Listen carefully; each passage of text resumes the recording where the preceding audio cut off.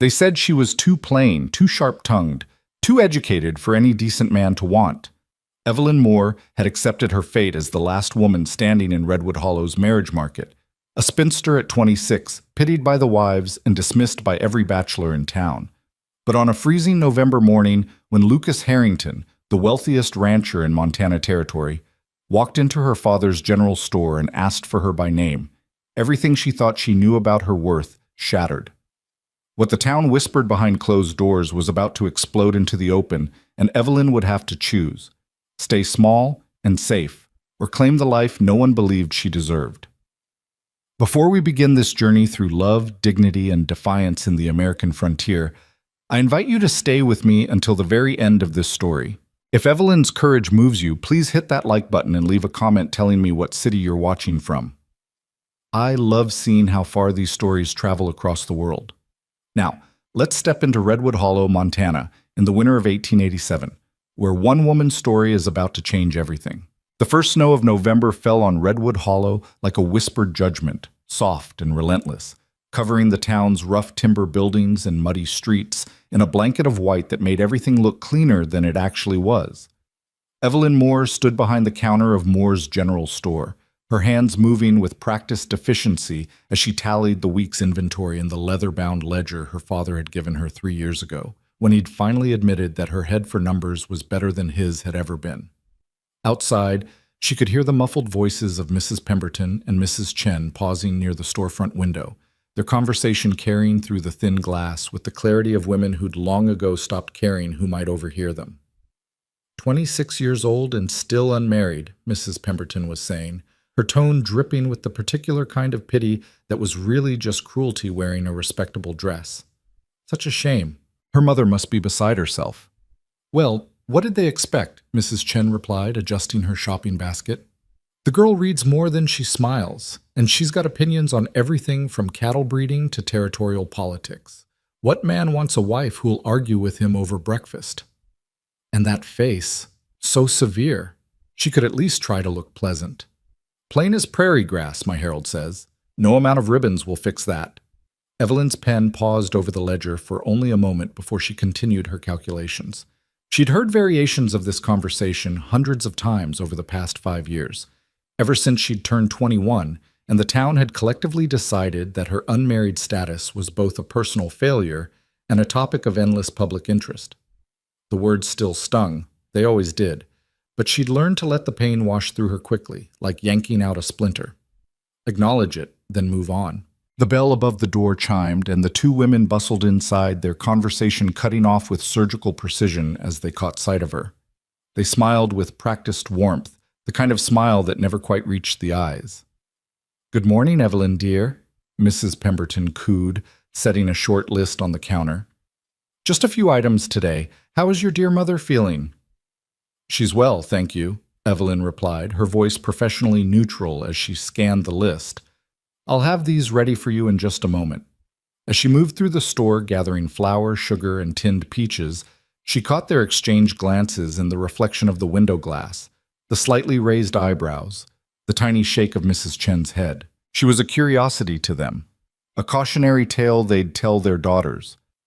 This is what happens when you don't learn to be charming, when you value books over beauty, when you forget that a woman's primary purpose is to make herself pleasant enough for a man to choose. The truth was more complicated than they knew, but Evelyn had long ago stopped trying to explain herself to people who'd already decided who she was. She'd had suitors once, back when she was 19 and 20. Thomas Weatherby had courted her for 3 months before admitting, after she gently corrected his misunderstanding of basic geography, that he preferred a woman who made him feel intelligent. James Morrison had lasted 6 weeks before telling her father that while Evelyn was a fine enough girl, he needed someone softer, more biddable. And Daniel Cross had simply stopped calling after she'd beaten him at chess 3 times in a row. After Daniel, the invitations had stopped coming. The young men of Redwood Hollow had apparently compared notes and reached a consensus. Evelyn Moore was too much trouble for too little reward. Her mother had tried everything.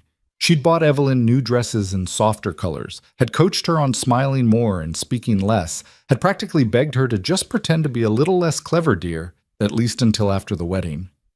but Evelyn couldn't do it. She'd tried, for her mother's sake, but the act of diminishing herself felt like slowly suffocating, and she'd rather be alone than spend her life pretending to be smaller than she was. So she'd poured herself into the store instead, transforming it from her father's barely profitable venture into a thriving business. She'd reorganized the inventory system, negotiated better prices with suppliers, and even started a small lending library in the corner, 3 shelves of books that she carefully curated and maintained, charging a penny a week for rentals. The store was now the most successful in town, and everyone knew it was because of her, even if they pretended otherwise. "Will there be anything else?" Evelyn asked as she wrapped the items and calculated the total. Mrs. Pemberton leaned in slightly, her voice dropping to a conspiratorial whisper. "I heard that the Harrington Ranch is hiring again. Perhaps they need someone to help with their bookkeeping. I know how you love your numbers." It was meant kindly, Evelyn supposed, though the underlying message was clear. Since you'll never marry, you might as well find more work to fill your empty life. "I'll keep that in mind," Evelyn said, handing over the wrapped parcels. "That'll be $2.35. After the women left, Evelyn allowed herself a moment of stillness, her hands flat on the counter, her eyes closed. The store was quiet now, just the tick of the wall clock and the whisper of snow against the windows. In these moments, when she was alone, she sometimes let herself imagine a different life, one where her sharp mind was valued instead of tolerated, where her opinions were sought instead of silenced, where someone might look at her and see strength instead of severity. But those were dangerous thoughts, the kind that led to disappointment. Better to focus on what was real: the store, the books, the careful life she'd built from the scraps of acceptance she'd been given. The bell chimed again.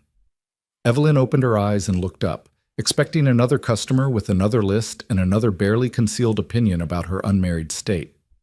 Instead, Lucas Harrington stood in her doorway. For a moment, she forgot how to breathe. Everyone in Redwood Hollow knew Lucas Harrington, though few could claim to actually know him. He was the wealthiest man in 3 counties, owner of the sprawling Harrington Ranch that stretched across thousands of acres of Montana grassland. He was 34 years old, devastatingly handsome in a way that seemed almost carved from the mountains themselves, tall and broad-shouldered with dark hair that curled slightly at his collar and eyes the color of storm clouds over the prairie. He was also famously reclusive. Since his wife's death 5 years ago, a tragedy everyone whispered about, but no one fully understood, Lucas had retreated into his ranch like a wounded animal into its den. He came to town perhaps once a month, always alone, always silent, except for the bare minimum of necessary conversation. He ignored the fluttering eyelashes of the town's unmarried women, the not-so-subtle invitations from ambitious mothers, the general assumption that a man of his wealth and position should remarry as soon as decently possible. And now he was standing in her store, snowflakes melting in his dark hair, looking directly at her with an intensity that made her heart hammer against her ribs. "Miss Moore," he said, his voice low and rough, like he didn't use it often enough to keep it smooth. "Mr. Harrington." She was proud that her voice came out steady. "How can I help you today?" He moved toward the counter, his boots leaving wet prints on the wooden floor. Up close, she could see the lines of fatigue around his eyes, the tension in his jaw. This was not a man at peace with himself. "I understand you're well-read," he said without preamble, "that you maintain the lending library here." "Yes," Evelyn replied, surprised. "I do. Are you looking for something specific?" "I'm looking for someone," he corrected, and her heart did something complicated in her chest. "Someone who knows books, who can organize them, catalog them properly. I have a collection at the ranch. It's gotten out of hand." Evelyn blinked. This was not what she'd expected. "You want to hire someone to organize your library?" "Yes. I'm sure there are professional librarians in Billings who would—" "I'm asking you." The words hung in the air between them, sharp and clear as the cold outside. "Why?" The question escaped before she could stop it, too blunt, too direct. Her mother would have been horrified, but Lucas didn't seem offended. If anything, something that might have been the ghost of a smile flickered across his face. "Because I've been watching what you've done with the lending collection here, the way you've categorized them, the care you take. And because He paused, choosing his words carefully. Because I need someone who cares about the books themselves, not about getting close to me. The honesty of it struck her like a physical thing. He knew then. He knew about the women who threw themselves at him, who saw his wealth and his loneliness as an opportunity. I care about books, Evelyn said quietly, more than most people think I should. I know. Those two words carried weight, carried knowledge. Had he been watching her? The thought should have been unsettling, but instead it sent a strange warmth through her chest. Will you come look at the collection? Before you decide. I can send a carriage for you tomorrow afternoon. Evelyn's mind raced. This was work, honest work, exactly the kind of project that would engage every part of her mind that the store couldn't quite satisfy. But it was also dangerous. Not because of Lucas himself, she somehow knew, with a certainty she couldn't explain, that he would never harm her, but because of what the town would say. A young unmarried woman spending time alone with the territory's wealthiest bachelor? Even if it was purely professional, even if she was just organizing books, the gossip would be vicious. I would need to bring a chaperone, she heard herself say, for propriety. Of course, bring whoever you like. My housekeeper, Mrs. Rodriguez, will be there as well. And this would be a paid position? Naturally, whatever rate you think is fair. Evelyn looked at him, really looked at him, trying to see past the handsome face and the expensive coat to the man underneath. What she saw surprised her. There was loneliness there, yes, bone deep and aching. But there was also intelligence in those storm-gray eyes, and something else, something that looked almost like hope? All right, she said before she could talk herself out of it. I'll come look at your collection tomorrow. The smile that broke across his face was small but genuine, transforming him completely. For just a moment, he didn't look like the untouchable Lucas Harrington, wealthy rancher and tragic widower. He looked like a man who'd just been given something he desperately wanted. 2 o'clock? He asked. 2 o'clock, she confirmed. He nodded once, then turned to leave. At the door, he paused and looked back at her. Thank you, Miss Moore. I think you'll be impressed by what I have to show you. Then he was gone, leaving only wet footprints and the faint scent of leather and pine and something else she couldn't quite name. Evelyn sank onto the stool behind the counter, her legs suddenly unsteady. What had she just agreed to? The news spread through Redwood Hollow faster than the influenza that had swept through the previous winter. By dinner time, Evelyn's mother had heard from 3 different sources that her daughter had been seen in intense private conversation with Lucas Harrington. By the time Evelyn closed the store and walked home through the snow-hushed streets, her mother was waiting with the kind of barely contained excitement that made Evelyn's stomach knot with anxiety. Is it true? Margaret Moore demanded the moment Evelyn stepped through the door of their modest house on Cedar Street. Did Lucas Harrington really come to the store specifically to see you? He came to hire me, Evelyn corrected, unwinding her scarf. He needs someone to organize his library. Her mother's face fell slightly. Oh, just work. Yes, Mother, just work. But still, hope crept back into Margaret's voice, the way it always did when any unmarried man showed any interest in Evelyn, no matter how platonic. He chose you. Out of all the women in town, he chose you. He chose someone who knows about books, Evelyn said firmly, moving past her mother toward the stairs. That's all.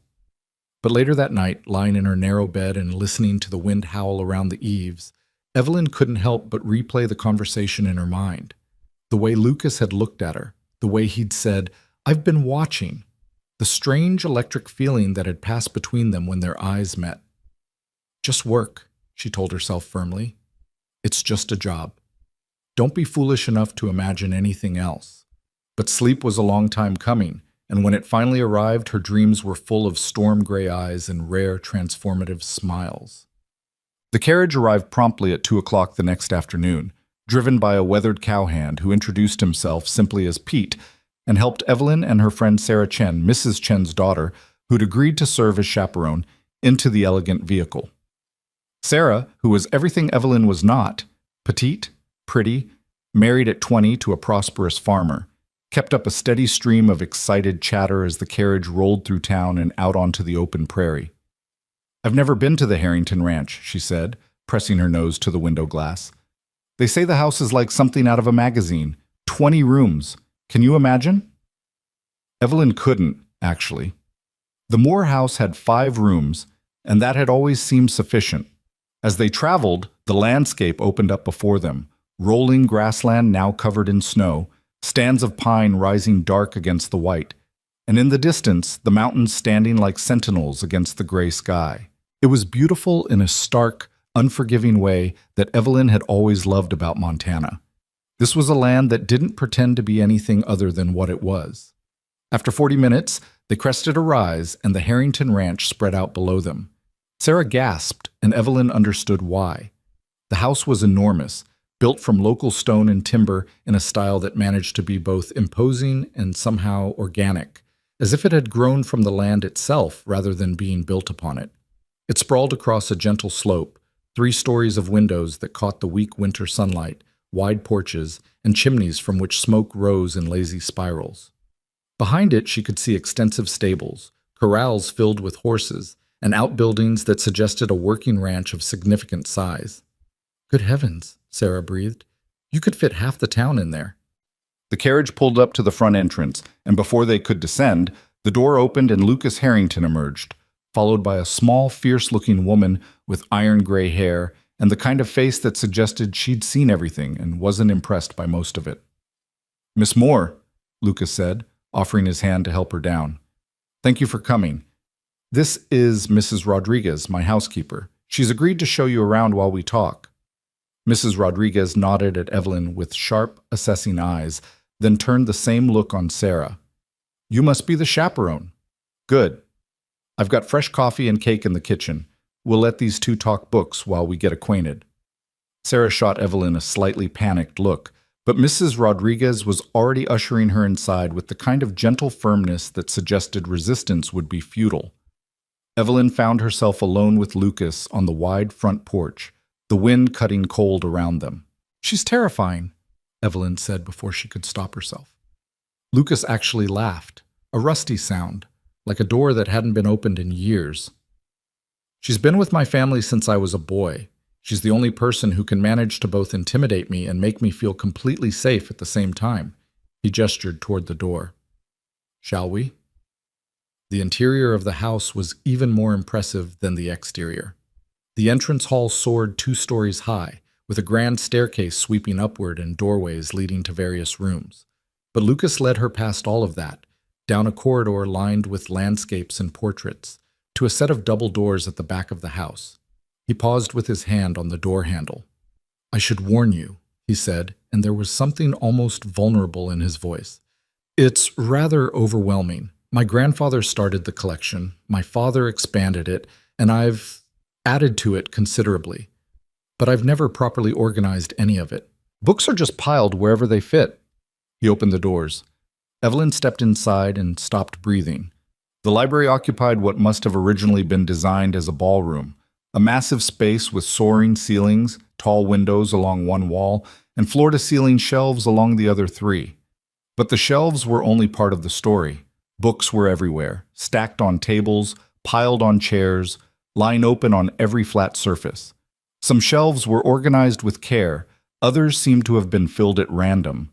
There were novels mixed with agricultural texts, poetry beside medical journals, philosophy stacked on top of penny dreadfuls. It was chaos. Beautiful, overwhelming, magnificent chaos. "Oh," Evelyn whispered, moving forward like a woman in a trance. "Oh my." She ran her fingers along the spine of a leather-bound volume of Shakespeare, pulled out a first edition of Whitman, picked up a natural history text with hand-colored illustrations. Her mind was already working, already seeing the patterns, the categories, the system that could bring order to this glorious mess. "What do you think?"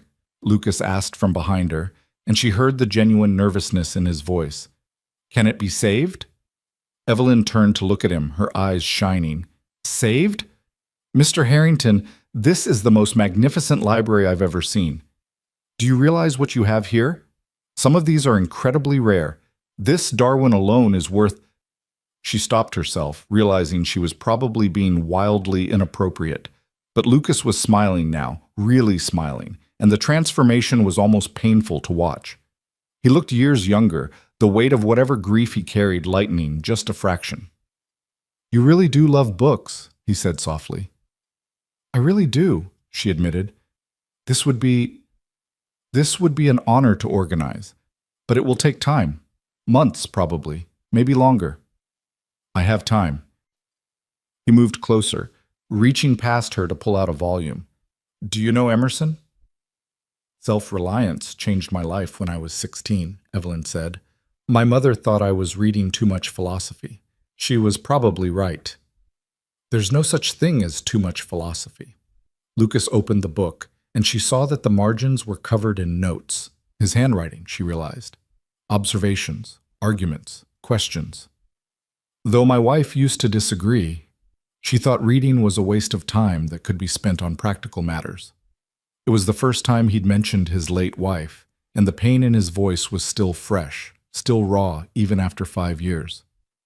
"I'm sorry," Evelyn said quietly. I'm sorry for your loss." Lucas closed the book carefully. "Catherine died of influenza 5 years ago this past September. Everyone said I should have remarried by now, moved on, found someone suitable." His jaw tightened. As if a wife was just a position to be filled. As if love was something you could just replace.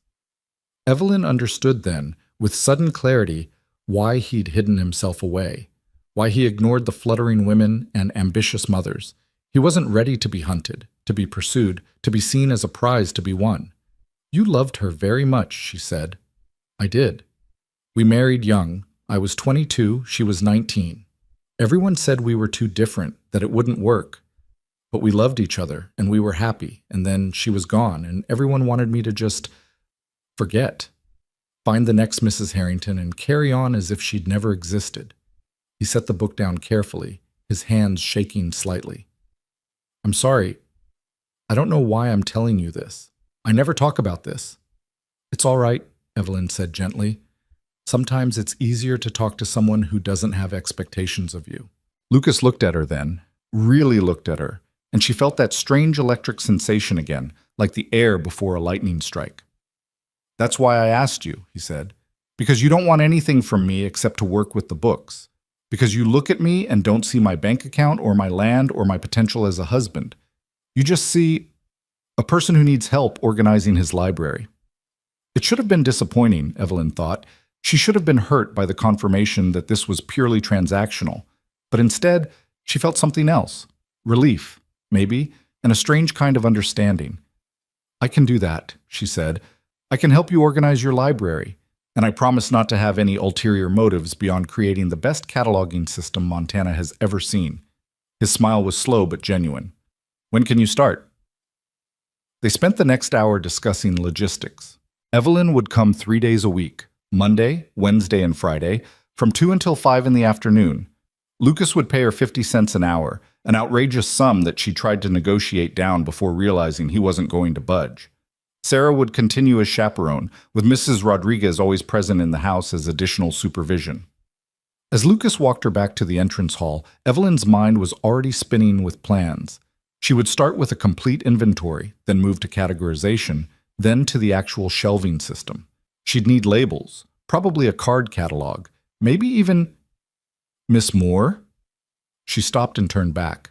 Lucas was standing in the doorway to the library, backlit by the windows. And for a moment he looked almost ethereal. "Thank you," he said, "for not looking at me the way everyone else does." "Thank you," she replied, "for the same." The gossip started before Evelyn's carriage had even made it back to town. By the time she arrived home, her mother had already heard from 4 different sources that Evelyn had been seen entering Lucas Harrington's house, unchaperoned, and staying for an scandalously long time. The fact that Sarah had been with her the entire time seemed irrelevant to the rumor mill. Over the following days, as word spread that Evelyn would be working at the ranch 3 times a week, the whispers grew louder and more pointed. At the general store, Mrs. Pemberton made a show of expressing concern about Evelyn's reputation. "I'm sure it's all very innocent, dear," she said, her voice dripping with false sympathy. But you know how people talk. A young woman spending so much time alone with a man like that. I'm organizing his library, Evelyn said through gritted teeth, with both Sarah Chen and Mrs. Rodriguez present at all times. Oh, of course, of course. It's just that some might see it as presumptuous. A woman of your position, thinking she could catch the eye of someone like Lucas Harrington. The message was clear. Know your place. Don't dream above your station. But Evelyn had never been good at staying in her place. The following Monday, she arrived at the ranch with Sarah, a notebook full of organizational plans and a determination to prove that she'd been hired for her mind, not her marriageability. Lucas met them at the door, and Evelyn noticed that he looked more rested than he had before, less haunted around the eyes. I cleared the large table for you, he said, leading them to the library, and I found some additional shelving in the attic. Pete can install it wherever you need. For the first few hours, they worked in relative silence. Evelyn had decided to start with a complete inventory, and Sarah helped her create lists while Lucas occasionally offered information about where certain books had come from. His grandfather had collected natural histories. His father had loved military strategy. Lucas himself seemed to favor philosophy, poetry, and surprisingly, agricultural innovation. You've read all of these? Evelyn asked, incredulous, as she examined his personal collection. Most of them. Reading was my escape after... He didn't finish the sentence, but he didn't need to. Around 4 o'clock, Mrs. Rodriguez brought tea and insisted they all take a break. As they sat around the table, Evelyn, Lucas, Sarah, and the formidable housekeeper, the conversation drifted to books they'd loved, books they'd hated, authors they wished they could meet. Sarah, who'd been mostly quiet, suddenly spoke up. I always wanted to read more, she admitted, but Mother said too much reading would make me difficult to manage, that men didn't like women who knew too much. Men who don't like educated women aren't worth knowing, Lucas said firmly, and Evelyn looked at him in surprise. That's easy for you to say, Sarah replied, not unkindly. You're a man. You can read whatever you want without anyone questioning whether it makes you less marriageable. She has a point, Evelyn said quietly. Everything I've ever learned, every book I've ever loved, has been treated as evidence of my unsuitability as a wife. Lucas set down his teacup carefully. Then the men of this town are fools. The ability to think, to question, to engage with ideas, that's not a flaw. It's the most valuable quality a person can have. Try telling that to Thomas Weatherby, Evelyn said before she could stop herself. He told me I made him feel stupid just by existing. Then Thomas Weatherby is an insecure child who needs a mirror, not a wife. The vehemence in Lucas's voice startled all of them. He looked embarrassed by his own outburst, but he didn't take it back. In that moment, sitting in the warm library with afternoon light slanting through the windows, Evelyn felt something shift inside her. It wasn't attraction, or not just attraction. It was recognition. The sense of finding someone who understood something fundamental about the world, about the way ideas mattered, about the loneliness of being told your best qualities were actually flaws. Careful, she warned herself. This is how you get hurt. But when Lucas's eyes met hers across the table, when he smiled that rare, transformative smile, she realized she might already be in trouble. Yes, over the following weeks, a routine established itself. Monday, Wednesday, and Friday, Evelyn would arrive at the ranch with Sarah, work for 3 hours organizing, cataloging, and systematizing Lucas's magnificent chaos of a library, and then return home to her mother's increasingly pointed questions about whether anything had developed. Nothing had developed, Evelyn insisted. They were working, that was all. But it wasn't quite true. The work itself was deeply satisfying, creating order from chaos, discovering rare volumes, building a cataloging system that would have made any professional librarian proud. But it was the conversations that Evelyn found herself anticipating, looking forward to with an intensity that worried her.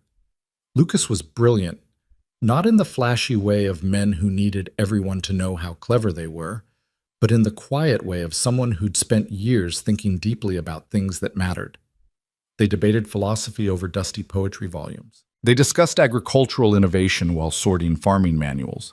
They argued good-naturedly about whether Shakespeare or Marlowe was the superior playwright. He listened when she talked, really listened, engaging with her ideas as equals rather than humoring her the way most men did. He challenged her when he disagreed, but never dismissed her. And when she made a point that changed his mind, he admitted it openly. It was intoxicating. Sarah noticed, of course. One afternoon in late November, as they were riding back to town, she finally said what she'd been clearly thinking for weeks. "You're falling in love with him."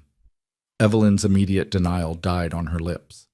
"I'm not," she said, but even she could hear how unconvincing it sounded. "Evelyn, I see how you look at him, how you light up when he enters the room, how you save your best stories for the workdays." "He's not interested in me that way," Evelyn said firmly. "He loved his wife. He's still grieving. And even if he weren't, I'm hardly the type of woman someone like him would—" "Stop," Sarah interrupted gently. "Stop deciding what you deserve before anyone else gets the chance. Maybe he's not ready now. Maybe he'll never be ready. But don't sell yourself short before the game's even played." But Evelyn knew better than to hope. Hope was dangerous. Hope led to disappointment, and she'd had enough disappointment to last a lifetime. Still, she couldn't quite stop the small flutter in her chest every time Lucas smiled at her. Couldn't quite stop imagining what it might be like if Sarah was right. On the first Monday in December, everything changed. Evelyn arrived to find Lucas pacing in the library, a letter clutched in his hand and an expression of barely controlled fury on his face. "What's wrong?"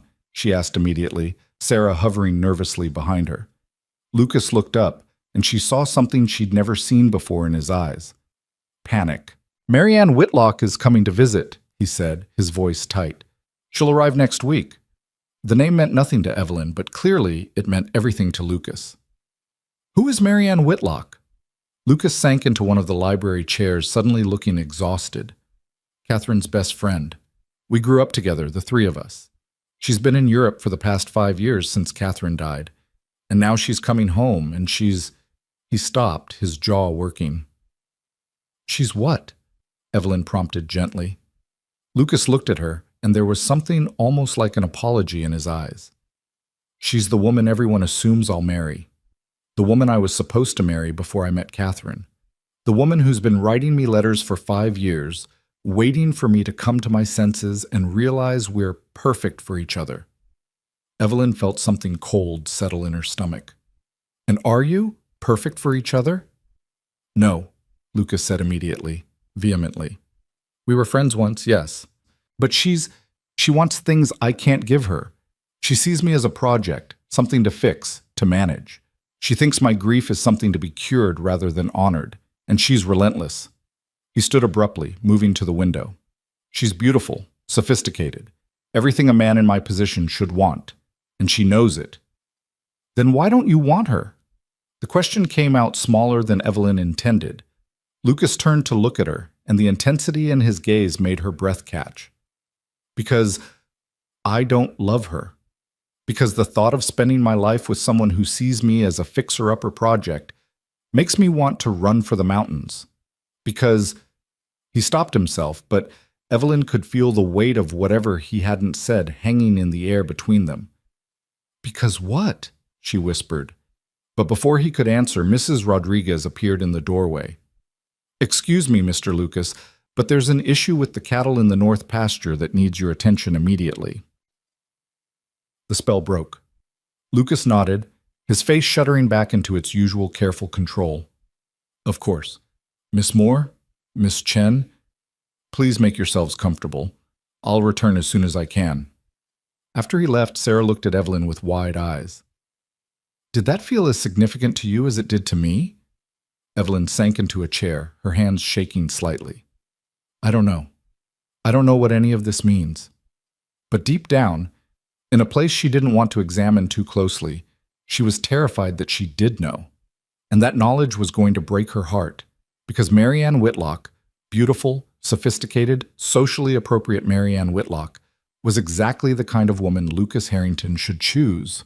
And Evelyn Moore, the woman no one else had wanted, was exactly the kind of woman who would be left behind when the real competition arrived. Marianne Whitlock arrived on a Tuesday afternoon in a private coach that looked like it had rolled straight out of a New York Society magazine.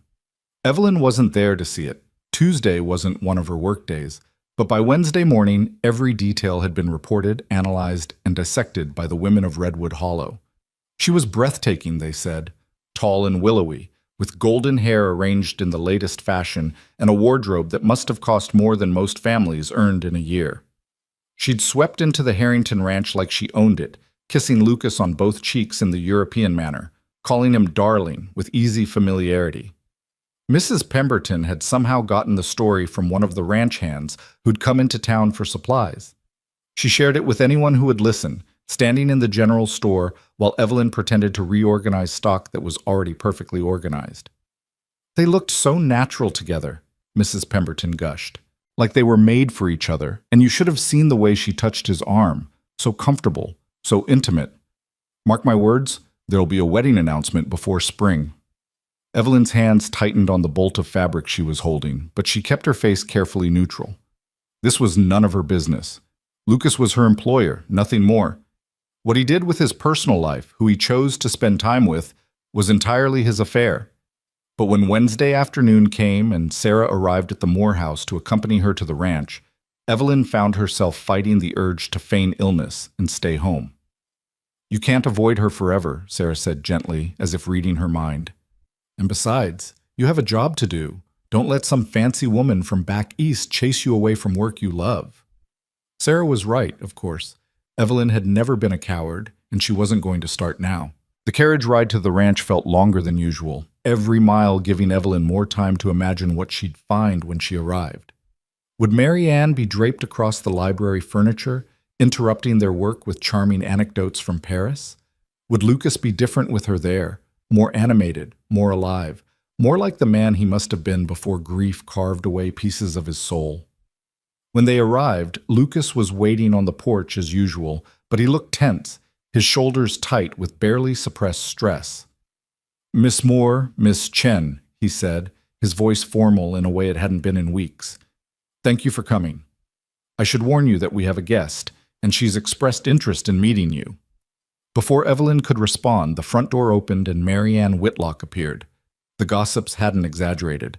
She was stunning in a way that made Evelyn immediately conscious of her own plain wool dress and practical boots. Mary Ann wore silk the color of champagne, her hair arranged in artful curls, her posture so perfect it looked like she'd been trained by ballet masters. But it was her eyes that caught Evelyn's attention, intelligent, calculating, missing nothing. "So this is the famous Miss Moore," Mary Ann said, gliding forward with a smile that didn't quite reach those sharp eyes. "Lucas has told me all about your little project with his books. How wonderfully industrious of you." The condescension in her voice was subtle, but unmistakable. This woman had already sized Evelyn up and dismissed her as irrelevant. "Mrs. Whitlock," Evelyn said, keeping her voice level. "It's a pleasure to meet you.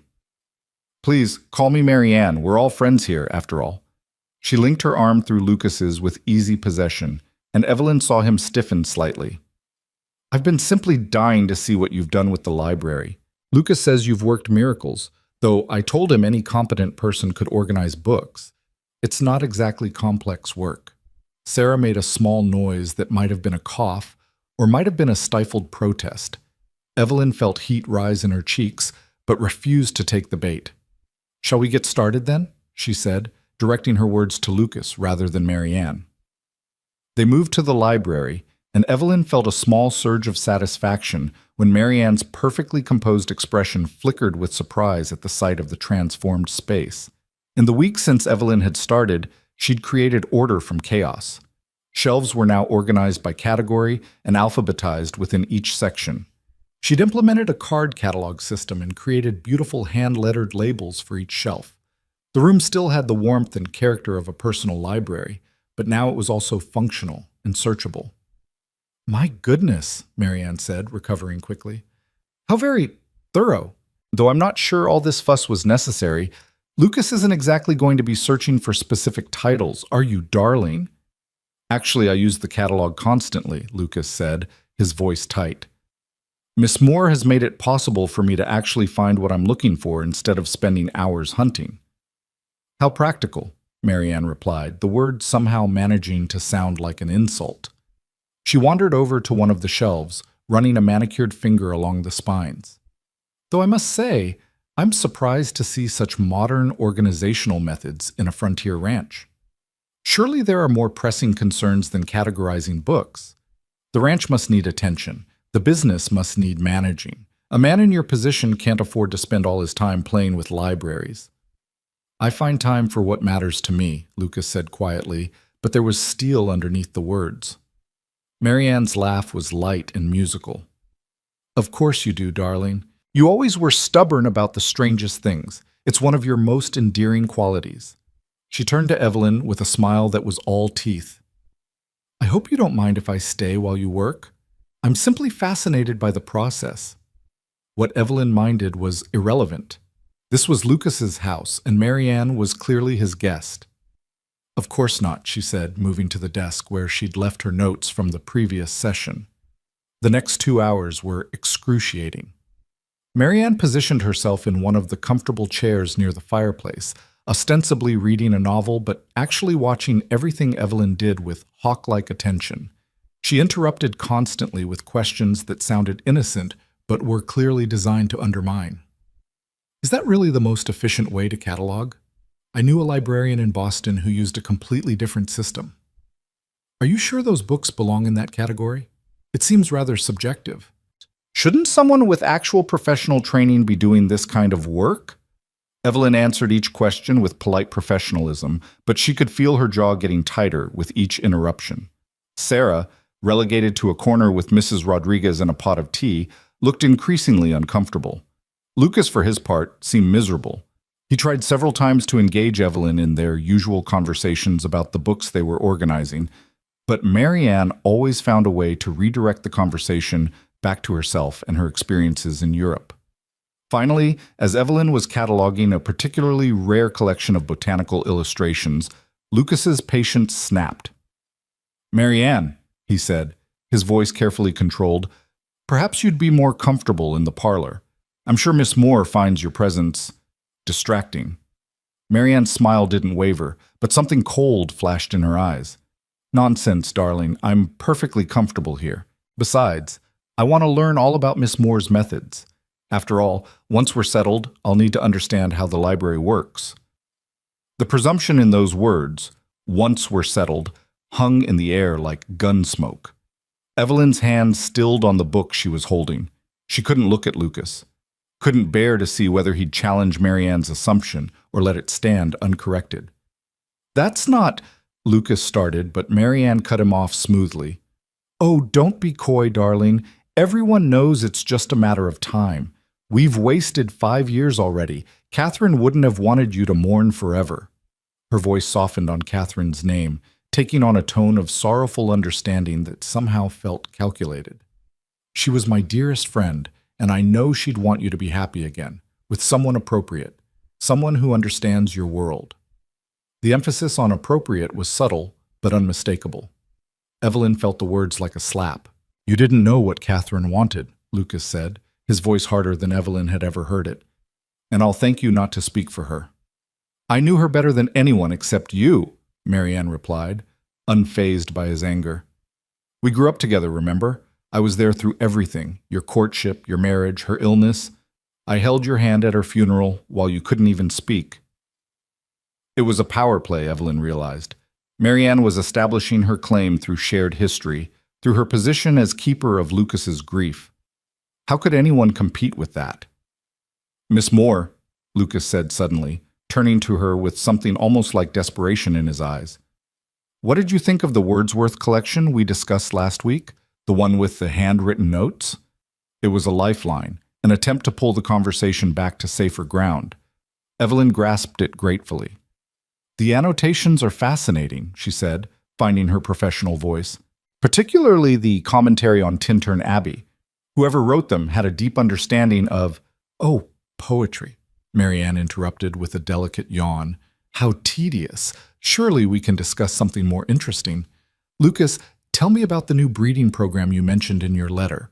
The one with the Herefords?" And just like that, she dismissed both Evelyn and the work she was doing as beneath notice. The afternoon dragged on, each minute feeling like an hour. By the time 5 o'clock arrived and Sarah stood to leave, Evelyn felt wrung out and hollow. Lucas walked them to the door while Marianne remained in the library, presumably to give them a moment of privacy that she'd already poisoned with her presence. "I'm sorry," Lucas said quietly once they were in the entrance hall. This isn't what I wanted." "It's fine," Evelyn lied, pulling on her gloves with hands that weren't quite steady. "She's your guest. You don't need to apologize for her." "I do, though." He ran a hand through his hair, frustrated. "She has no right to speak to you the way she did. No right to make assumptions about—" He stopped himself, glancing toward the library. "Will you come back Friday, please?" The please broke something in Evelyn's chest. He looked so tired, so trapped, and she realized that whatever Marianne wanted, Lucas didn't want it. At least, not yet. "I'll be here," she said. "The catalog isn't finished." The relief on his face was palpable, but it was quickly replaced by something more complicated when Marianne appeared in the hallway, slipping her arm through his again with practiced ease. "Leaving already, Miss Moore? Well, I'm sure we'll see you Friday. Lucas and I have so many plans to make before then. Estate business, you understand. The responsibilities of managing a property this size are quite overwhelming for one person. It really requires a partner who understands these matters." The message was clear. Marianne saw herself as that partner, and she was already planning to make Evelyn's position redundant. In the carriage ride home, Sarah was uncharacteristically quiet until they were nearly back to town. Then she said very carefully, "That was the most unpleasant woman I've ever met." Despite everything, Evelyn laughed, a short, bitter sound. "She's beautiful, though, and sophisticated. Everything a man like Lucas should want." "She's a viper in a silk dress," Sarah corrected firmly, "and I saw the way Lucas looked at her versus the way he looks at you. There's no warmth there, Evelyn, no connection. He's tolerating her, not welcoming her." "It doesn't matter," Evelyn said, even though the small flame of hope Sarah's words kindled in her chest suggested otherwise. "She has history with him, shared grief, social standing. What do I have? Books I've organized." "You have his respect," Sarah said quietly, "and maybe more than that, even if neither of you is ready to admit it." But respect wasn't enough, Evelyn thought, not against a woman who'd already decided Lucas belonged to her. That night, lying awake in her narrow bed, Evelyn made herself face the truth she'd been avoiding for weeks. She'd fallen in love with Lucas Harrington. It was foolish and hopeless and entirely inappropriate. He was her employer. He was grieving. He was being pursued by a woman far more suitable than Evelyn would ever be. Every rational part of her mind screamed that she needed to protect her heart, to maintain professional distance, to remember her place. But her heart, irrational and stubborn, didn't care about any of that. She loved the way his face lit up when they discussed a particularly interesting passage. She loved his rare, transformative smiles and the way he listened to her ideas as if they mattered. She loved his quiet intelligence, his grief that he wore honestly instead of hiding, his refusal to pretend to be something he wasn't. And it was going to destroy her when he chose Marianne. The next 2 days crawled by. Evelyn threw herself into work at the general store, reorganizing inventory that didn't need reorganizing, helping customers with excessive enthusiasm, anything to keep her mind occupied. But her mother's worried glances and pointed questions about what happened at the ranch made it clear she wasn't fooling anyone. Friday arrived cold and clear, the Montana sky that particular shade of blue that made everything feel sharp-edged and fragile. Evelyn dressed with extra care, then changed twice, furious with herself for caring what she looked like. This was work, just work. Sarah was quiet during the carriage ride, offering moral support through presence rather than words. When they arrived, Mrs. Rodriguez met them at the door instead of Lucas, her expression carefully neutral, but her eyes sympathetic. "Mr. Lucas is in his study with Mrs. Whitlock," she said. "He asked that you begin without him. He'll join you when he can." The library felt empty without Lucas's presence, despite the books surrounding her. Evelyn tried to focus on her work. She was nearly finished with the main catalog and wanted to start on the specialized collections, but her attention kept drifting to the closed study door down the hall. What were they discussing in there? Wedding plans? The future of the ranch? When Evelyn should finish her work and stop coming around? An hour passed. Then another. Sarah helped where she could, but the silence grew heavy and uncomfortable. Finally, around 3:30, raised voices filtered down the hallway. Evelyn couldn't make out words, but the tone was unmistakable. Lucas angry, Marianne imperious, and insistent. Then a door slammed and rapid footsteps approached the library. Marianne swept in, her perfect composure slightly cracked, spots of angry color high on her cheeks. She stopped when she saw Evelyn, and something vicious flashed across her face before she regained control. "Still here, I see," she said coldly. "How dedicated you are to your little project." "I'm being paid to do a job," Evelyn replied, keeping her voice steady. "I intend to do it well." "Of course you do. How very professional." Marianne moved closer, her voice dropping to a tone that was almost conversational. "Let me be frank with you, Miss Moore. Lucas is going through a difficult time. He's been alone too long, and he's confused about what he needs. He thinks he wants solitude and books and intellectual conversation, but what he actually needs is someone who can help him move forward. Someone from his own world who understands the demands of his position."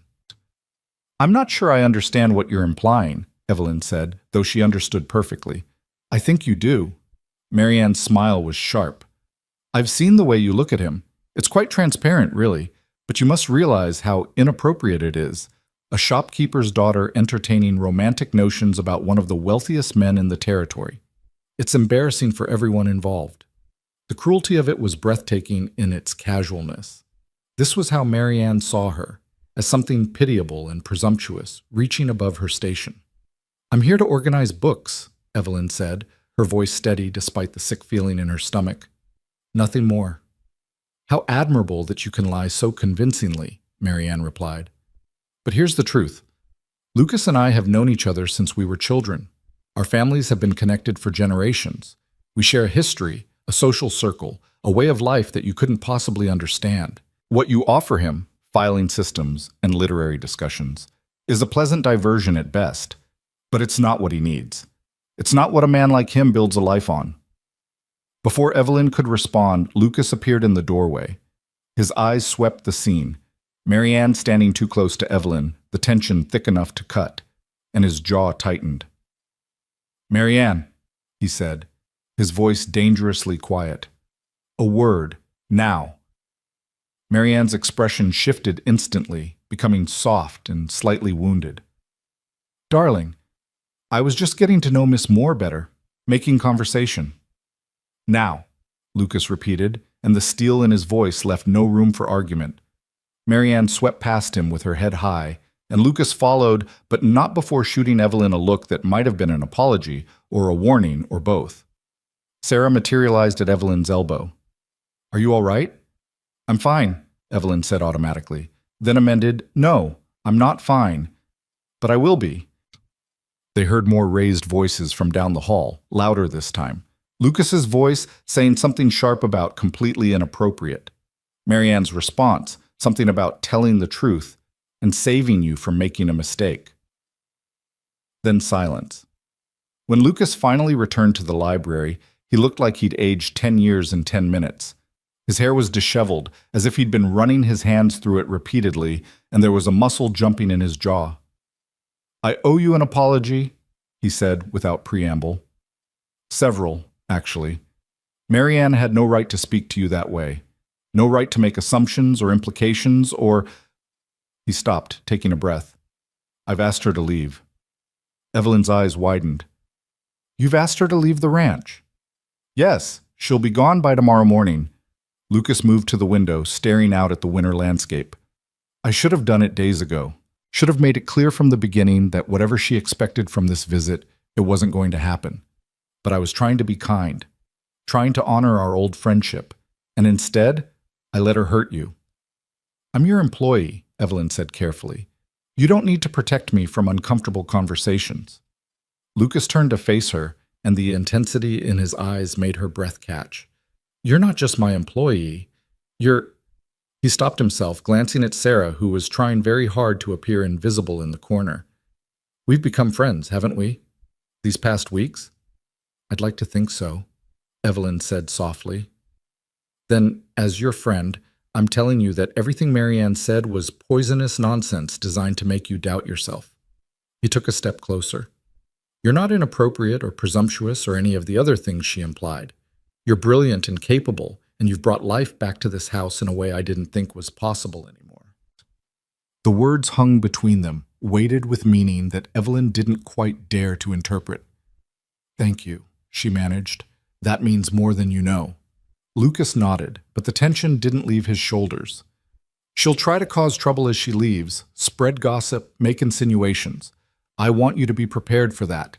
The town will talk." "The town always talks," Evelyn said with a bitter smile. "I'm used to it." "You shouldn't have to be." The anger in his voice wasn't directed at her, but at the world that had decided she was less than she was. "None of this is fair to you." They stood there for a long moment, the air between them charged with things unsaid.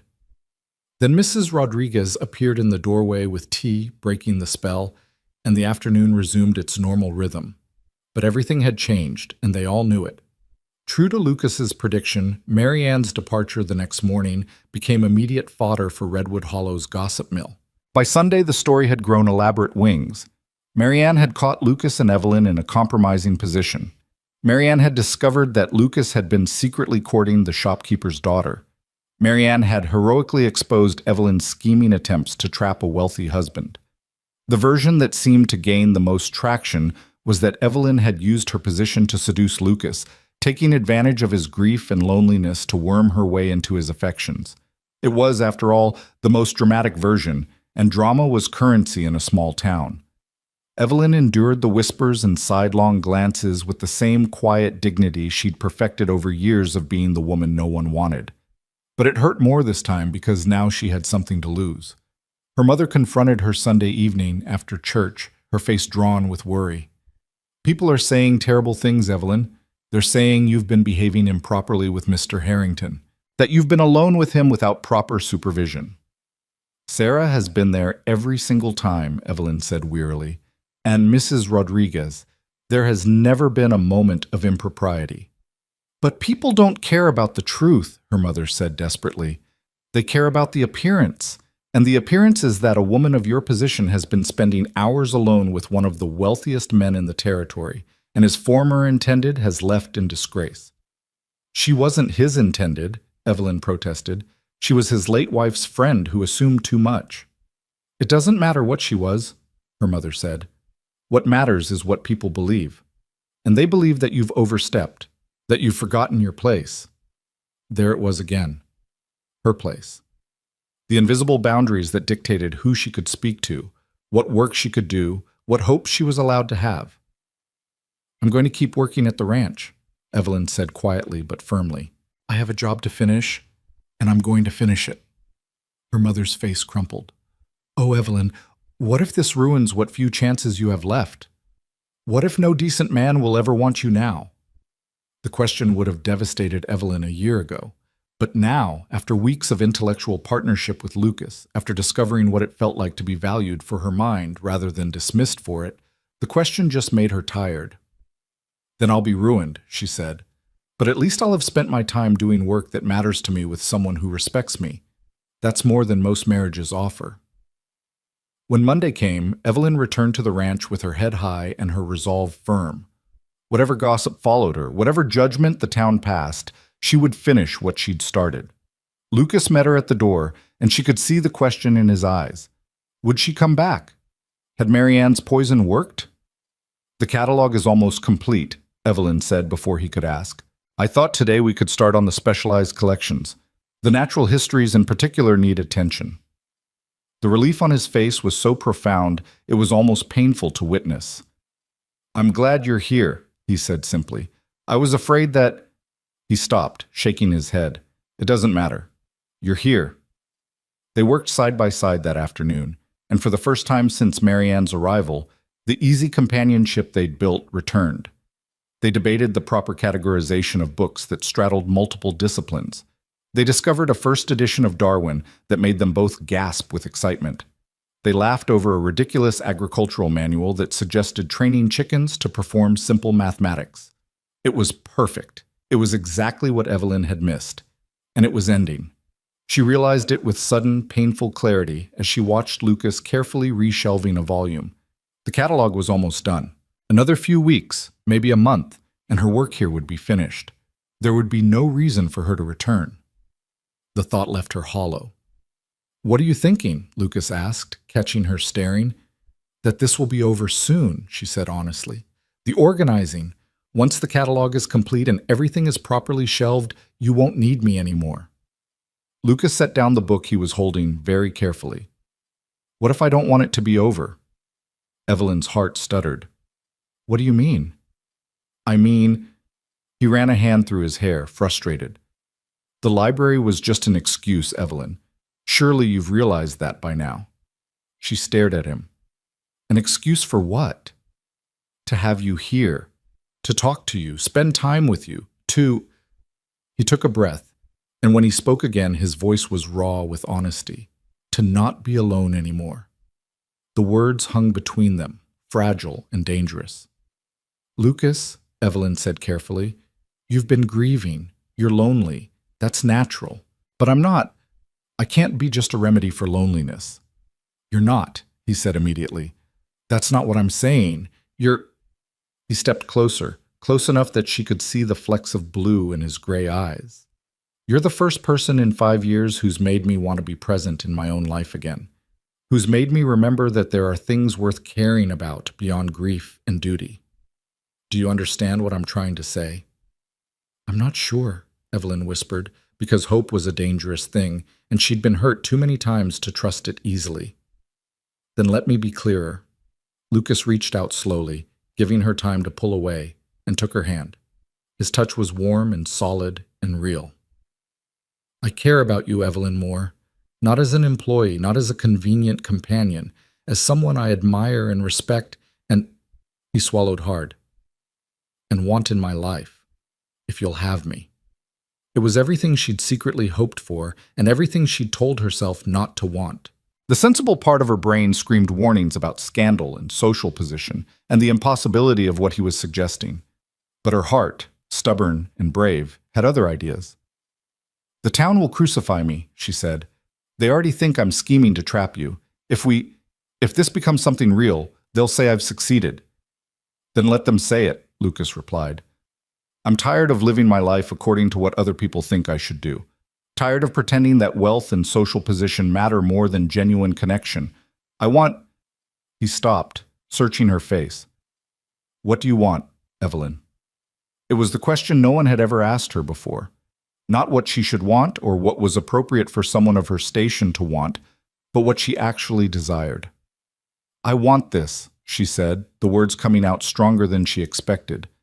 "I want to keep coming here, keep working with the books, keep having these conversations that make me feel like my mind matters. I want—" She hesitated, then decided if she was going to risk everything, she might as well risk it completely. "I want you, but I don't know how to want that without everything else falling apart." Lucas's smile was slow and warm and absolutely devastating. "Then we'll figure it out together. One day at a time. No promises we're not ready to make, no expectations beyond what we both choose freely. Just this. Us. Is that enough for now?" It was more than enough. It was everything. "Yes," Evelyn said, and when Lucas squeezed her hand gently, she felt something that had been locked tight in her chest for years finally begin to unfurl. They were still holding hands when Sarah cleared her throat from the doorway, her eyes dancing with barely suppressed delight. "I hate to interrupt," she said, not sounding like she hated it at all. "But Mrs. Rodriguez wanted me to remind you that appearances do still matter, even if we're deciding to be brave. So perhaps a bit more distance while I'm pretending to chaperone?" They sprang apart like guilty children, and Evelyn felt her cheeks flame. But Lucas was laughing, really laughing, the sound rich and genuine, and the joy in it made everything worth it. The walls that had protected her were crumbling, and beyond them lay something terrifying and wonderful. Whatever came next, scandal, judgment, the town's crushing disapproval, Evelyn would face it.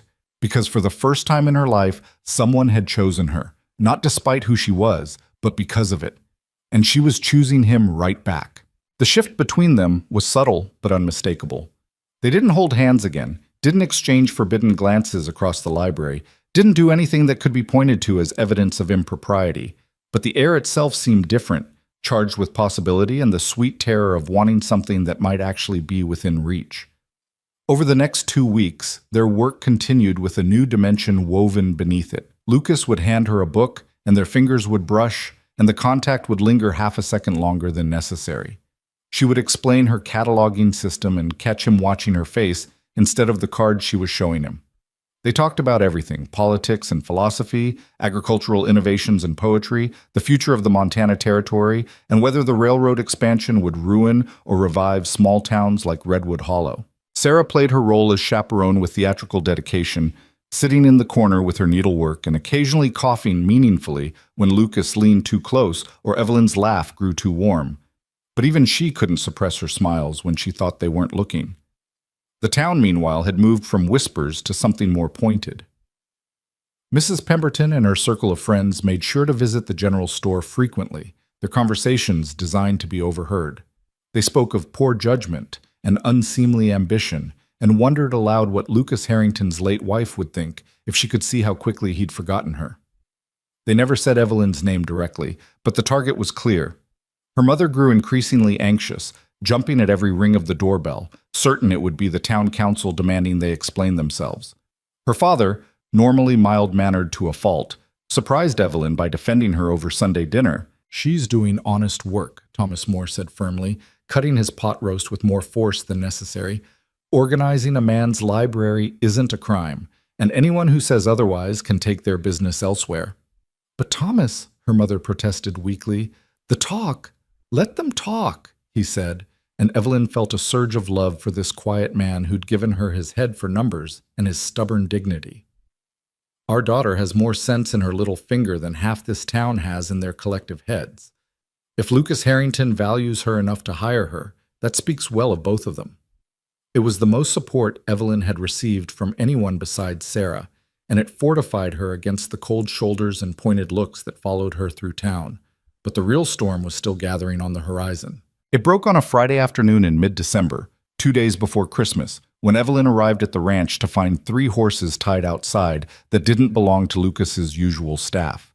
Mrs. Rodriguez met her at the door with a grim expression. "Mr. Lucas has visitors," she said quietly. "Town council, Reverend Thomas, Mayor Blackwood, and Harold Chen." Evelyn felt her stomach drop. Harold Chen was Sarah's husband, a good man but easily swayed by public opinion. If even he had joined this delegation, things were worse than she'd thought. "What do they want?" Mrs. Rodriguez's mouth pressed into a thin line. "You, miss. They want to discuss the situation with Mr. Lucas. I told them you weren't here yet, but I'll wait in the library," Evelyn said quickly.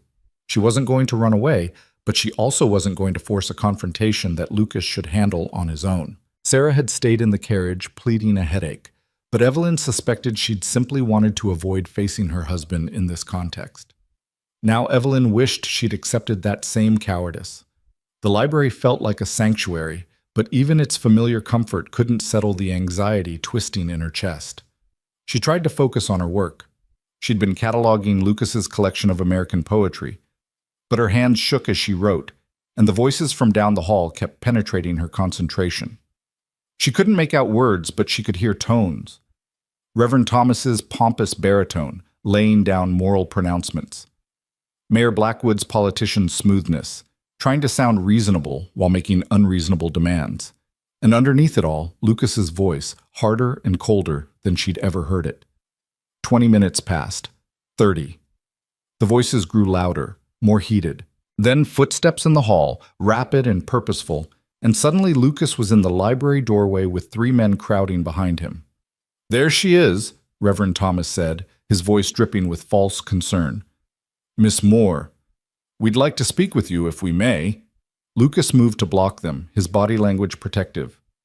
"I told you, this is my home, and Miss Moore is here at my invitation. You have no right to interrogate her." "We're not interrogating anyone," Mayor Blackwood said smoothly, though his eyes on Evelyn were calculating.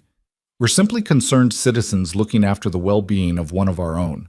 Miss Moore is a member of our community, and we feel responsible for ensuring she's not placed in a compromising position." "How thoughtful," Evelyn said, surprising herself with how steady her voice came out. "Though I don't recall asking for your protection." Harold Chen winced, but Reverend Thomas drew himself up like a rooster preparing to crow. Young lady, we're trying to save your reputation. What's left of it? Surely you understand how this looks. An unmarried woman spending hours alone with a man. She's never alone, Lucas cut in sharply. Mrs. Rodriguez is always present, as is Miss Chen. Every propriety has been observed. Technicalities, the Reverend waved his hand dismissively. The appearance is what matters, and the appearance is that Miss Moore has been inappropriately familiar with a man far above her station, using her employment as an excuse to pursue him. The casual cruelty of it struck Evelyn like a physical blow. Not just the accusation of scheming, but the reminder that she was far below Lucas's station, that any connection between them was inherently inappropriate simply because of her birth. That's enough, Lucas said, his voice dangerous. You will not speak to her that way in my home. We're speaking to her for her own good, Mayor Blackwood interjected, trying to sound reasonable. Mr. Harrington, we understand that you've been alone for a long time, that grief can make a man vulnerable to misplaced affections. But you must see that pursuing anything with Miss Moore would be disastrous for both of you. For her reputation, for your social standing. My social standing? Lucas laughed, the sound bitter. I've spent 5 years being hounded by every ambitious mother and calculating debutante in the territory, and suddenly my social standing matters when I choose to spend time with someone I actually respect? It's precisely because you respect her that you should end this, Reverend Thomas said, switching tactics.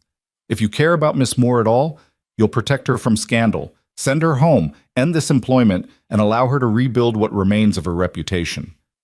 Evelyn felt something crack inside her.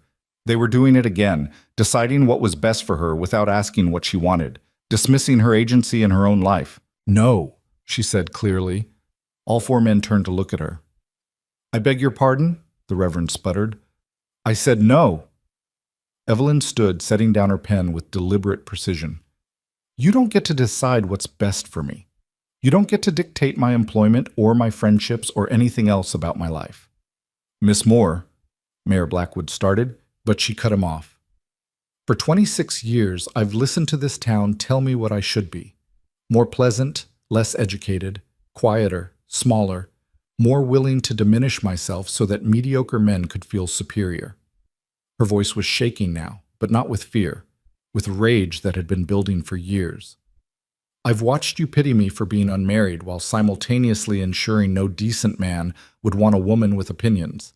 I've heard your whispered comments about my plain face and sharp tongue. I've accepted that I'm the woman nobody chose. She looked at Lucas then, drawing strength from the fierce pride in his eyes.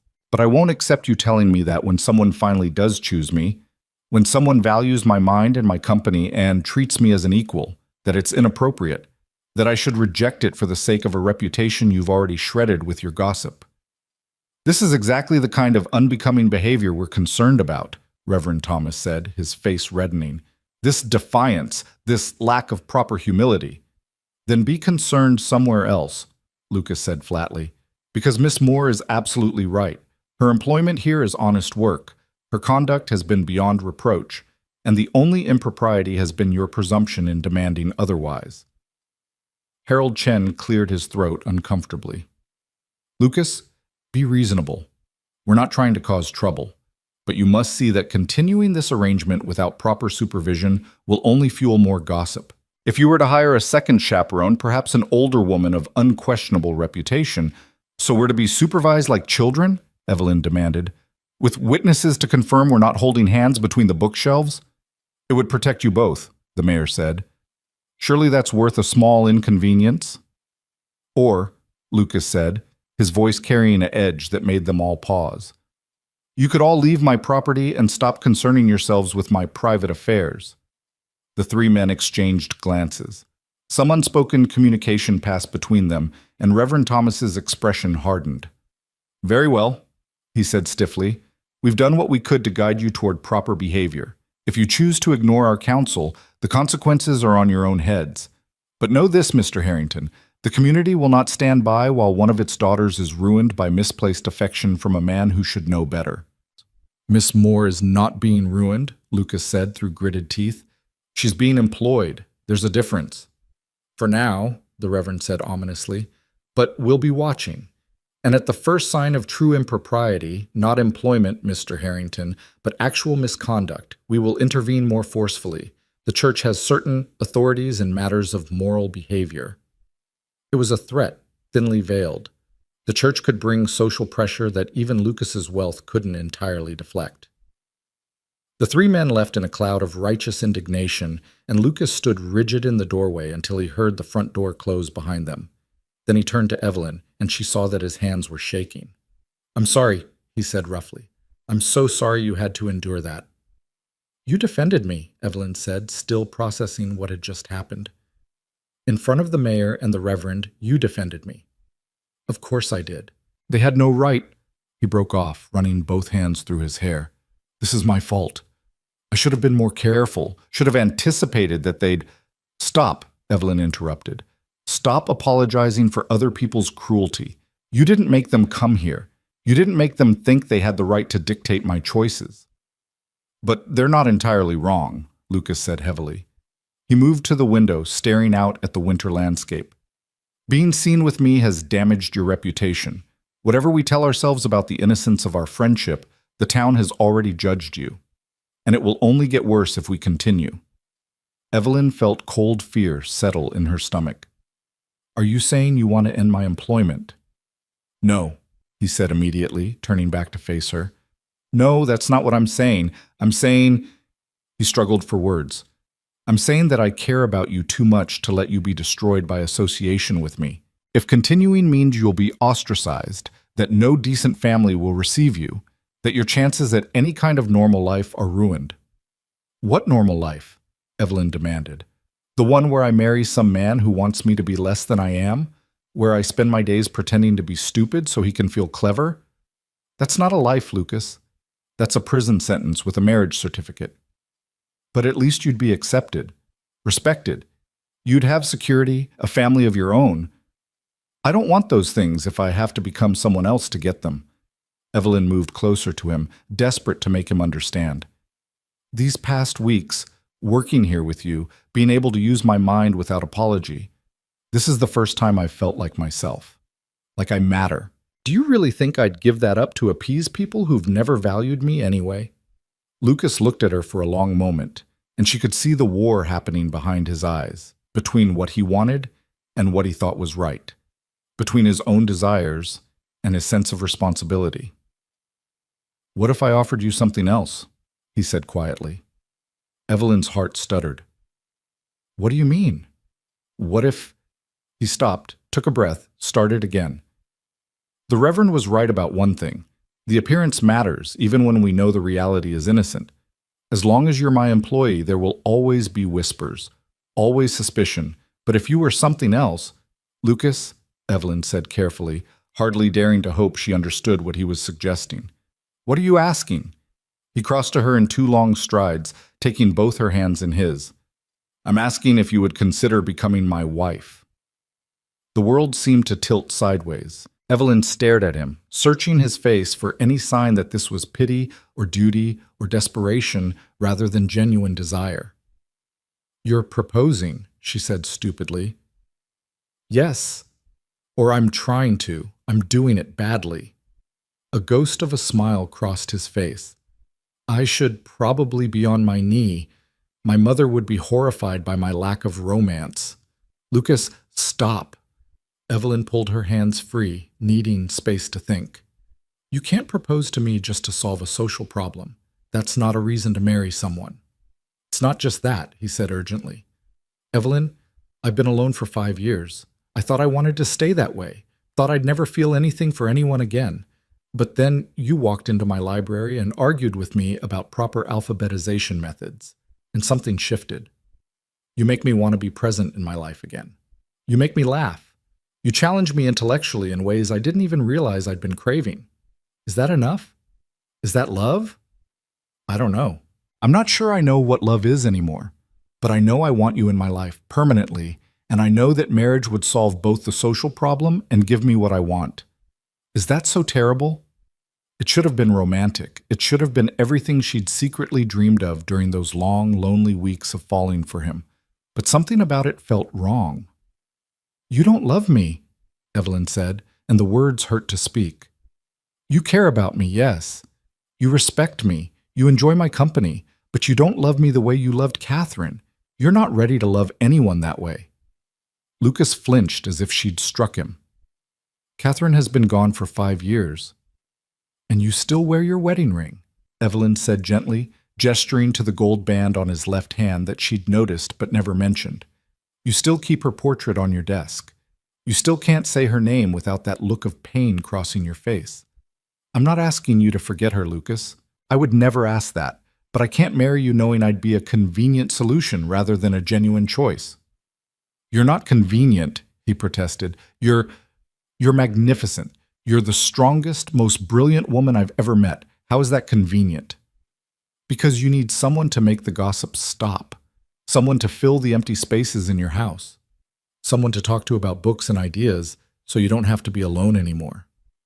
Evelyn felt tears prickling behind her eyes, but refused to let them fall. Those are real needs, and I don't fault you for them. But they're not the same as love. And I won't marry you, won't marry anyone, unless they choose me because they can't imagine their life without me. Not because I solve a problem they're facing. The silence stretched between them, heavy with everything unsaid.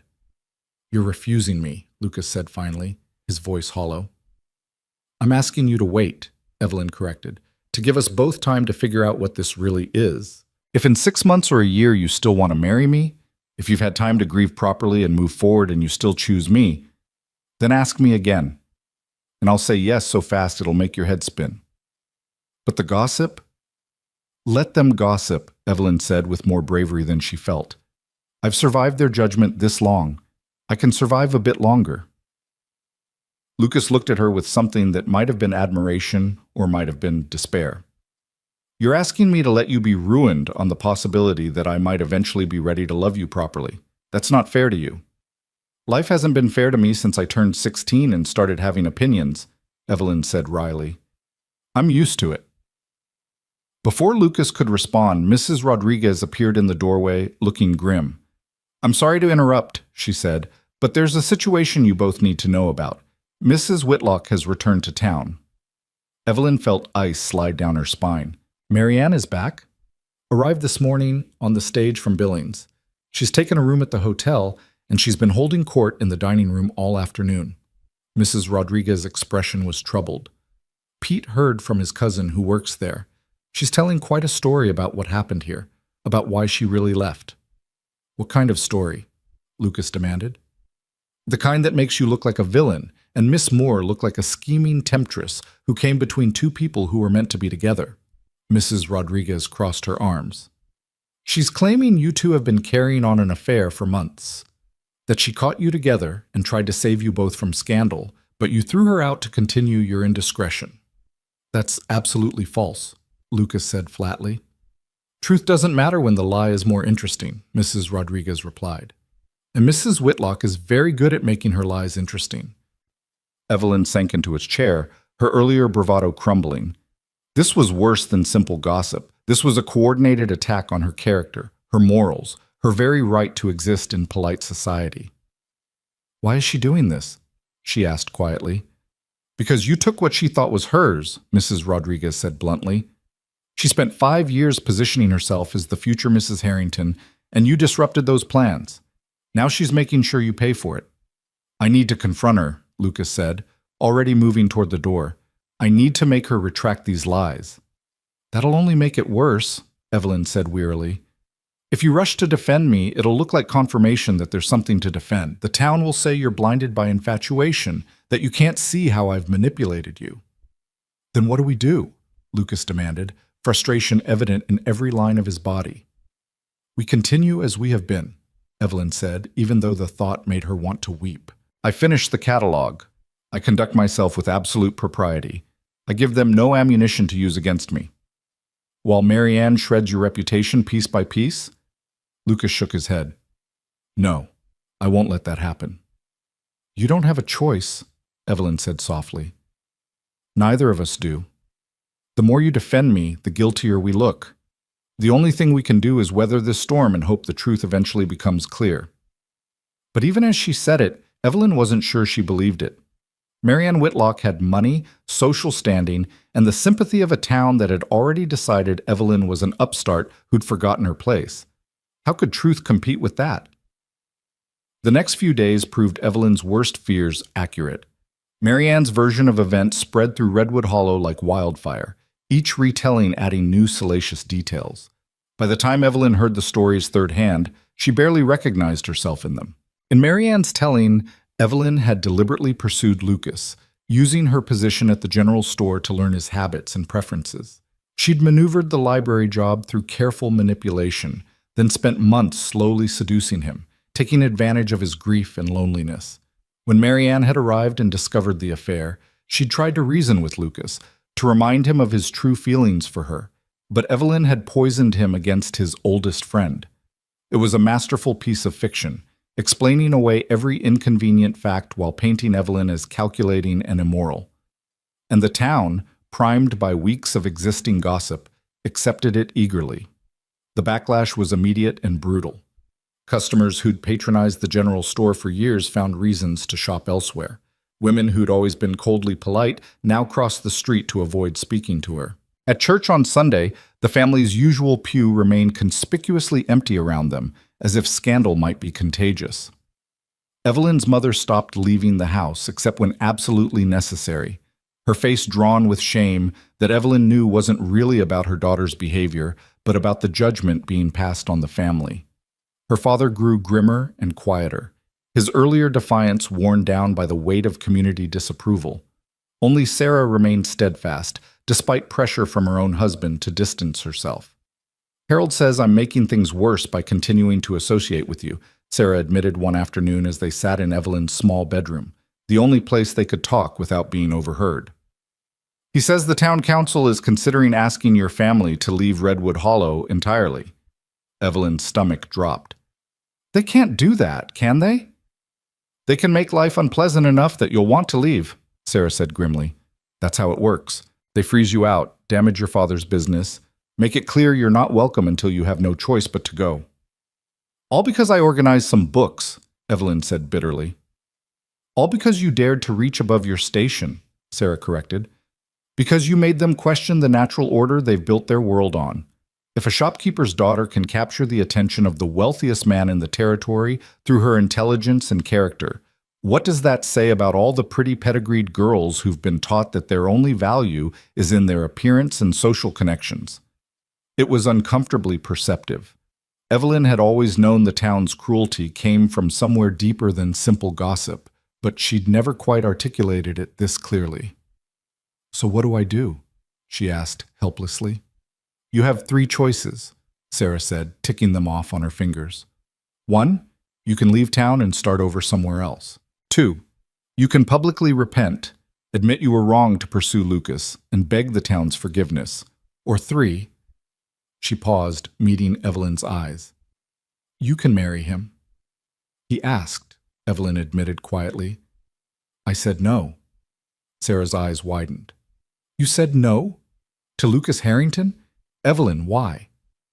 "Because he doesn't love me." The words hurt to say out loud. "He cares about me, yes, but he proposed out of duty, to save my reputation. And I won't, build a life on that foundation. I'd rather be ruined than married to someone who chose me because he felt obligated." "Even if being ruined means destroying your parents along with yourself?" It was the question Evelyn had been avoiding, and having it spoken aloud made her flinch. Her pride, her principles, her refusal to settle, were they worth the price her family would pay? Before she could answer, they heard raised voices from downstairs. Evelyn and Sarah rushed to the landing to see her mother in the entrance hall, facing down Mrs. Pemberton and 2 other women from the church. "I'm sorry, Margaret," Mrs. Pemberton was saying, her voice dripping with false sympathy. "But the Ladies' Aid Society has voted to ask you to step down from your position. Given the circumstances with your daughter, we feel it's best—" "Best for whom?" Thomas Moore demanded, appearing from his study. "Best for the society, or best for your sense of moral superiority?" "Mr. Moore, please," one of the other women said. "We're not trying to be cruel, but surely you can see that having Mrs. Moore in a leadership position when her daughter is embroiled in such scandal It reflects poorly on all of us. My daughter has done nothing wrong, Thomas said, his voice shaking with suppressed fury. She's worked honestly, conducted herself with propriety, and her only crime is being smarter and braver than the small-minded gossips who are trying to tear her down. That's your opinion, Mrs. Pemberton said stiffly. But the Ladies' Aid Society has standards to maintain. We cannot have our good name associated with... She stopped abruptly as Evelyn descended the stairs, her chin raised and her eyes blazing. Say it, Evelyn demanded. Associated with what? With me? With a woman who dared to have a conversation with a man without apologizing for her intelligence? With a woman who forgot her place, Mrs. Pemberton said coldly, dropping the pretense of sympathy. With someone who used her position to pursue a man so far above her that the very idea of them together is laughable. Then why are you all so threatened by it? Evelyn shot back. If the idea is so laughable, why do you need to band together to destroy me? What are you so afraid of? The question hung in the air, and Evelyn saw the answer flicker across their faces. They were afraid that she might actually succeed, afraid that the rules they'd built their lives around might not be as immutable as they'd believed, afraid that intelligence and character might actually matter more than pretty faces and proper bloodlines. We're not afraid of anything, Mrs. Pemberton said, but her voice had lost some of its certainty. We're simply protecting the moral fabric of our community. By ostracizing a woman who's committed no actual sin? Evelyn's mother said quietly, surprising everyone. Margaret Moore rarely contradicted anyone, least of all the formidable women of the Ladies' Aid Society. But now she stepped forward, placing herself between the visitors and her daughter. By destroying a family's reputation based on gossip and innuendo. Is that really what Christian charity looks like? Mrs. Moore, no, Margaret said firmly. I've listened to your judgment for weeks now. I've watched you tear apart my daughter for the crime of being educated and employable. I've heard the whispers about how I failed to raise her properly, how I should have taught her to be more biddable, more willing to diminish herself. And I'm done. If maintaining your standards means sacrificing my daughter's dignity, then I want no part of your society. The three women stared at her in shock. Thomas Moore crossed to his wife's side, taking her hand. I believe you ladies should leave now, he said quietly. They left in a flurry of offended dignity, but Evelyn barely noticed. She was staring at her mother, this woman she'd always thought of as weak and overly concerned with appearances, and seeing someone entirely new. Mother, she whispered. Margaret turned to her, and there were tears in her eyes, but also something else. A fierce, protective love that Evelyn had always known was there, but had never seen expressed so boldly. I'm sorry, her mother said. I'm sorry I ever made you feel like you needed to be less than you are. I was afraid for you, afraid that being too smart, too outspoken would bring you pain. And I was right, it has brought pain. But I was wrong to think the solution was to make yourself smaller. The problem isn't you, darling, it's them. Evelyn crossed to her mother and wrapped her in a fierce hug, feeling something tight and painful in her chest finally begin to loosen.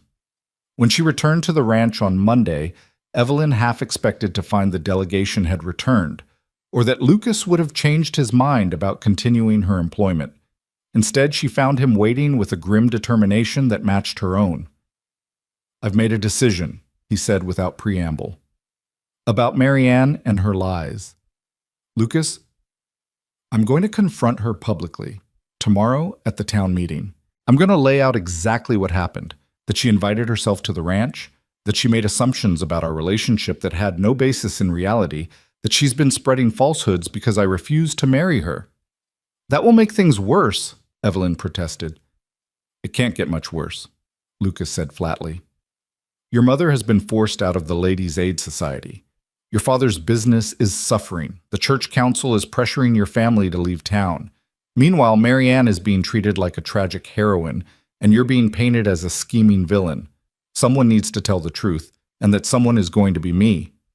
Evelyn wanted to argue, wanted to point out all the ways this could backfire. But she was so tired of being passive, of accepting judgment without defending herself. Maybe Lucas was right.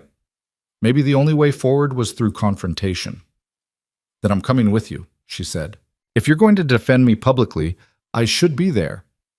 Lucas looked at her for a long moment, and she saw respect and fear and something deeper warring in his expression. "This is going to get ugly," he warned. "It's already ugly," Evelyn replied. "At least this way, we control the narrative." But neither of them could have predicted just how ugly it would truly become, or what Marianne's final, desperate gambit would reveal about the secrets Lucas had been keeping. Secrets that would force Evelyn to question everything she thought she knew about the man she'd come to love. The town meeting was held in the church hall on Tuesday evening, and by 6 o'clock every seat was filled.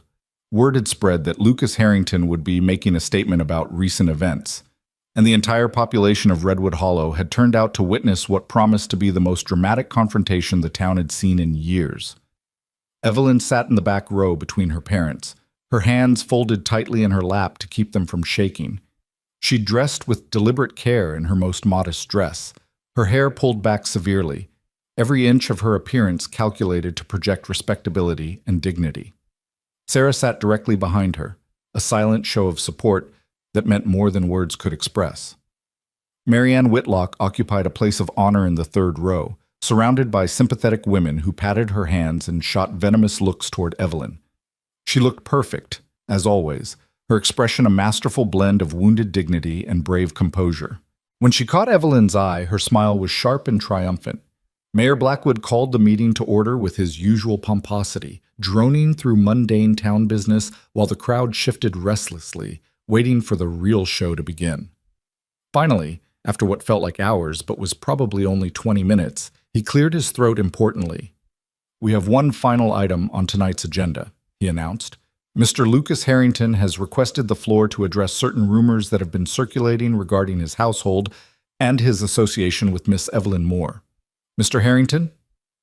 Lucas rose from his seat near the front, and even from the back of the hall, Evelyn could see the tension in his shoulders. He'd worn his finest suit, and the lamplight caught the silver threading through his dark hair, making him look every inch the wealthy rancher whose word should carry weight.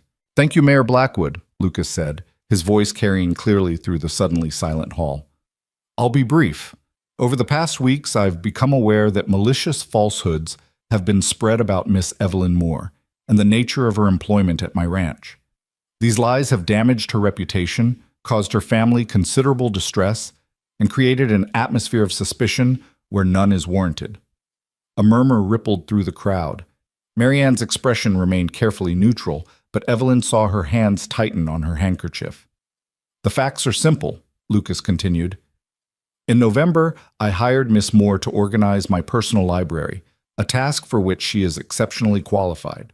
She has worked 3 days per week, always in the presence of my housekeeper, Mrs. Rodriguez, and her friend, Miss Sarah Chen, as chaperone.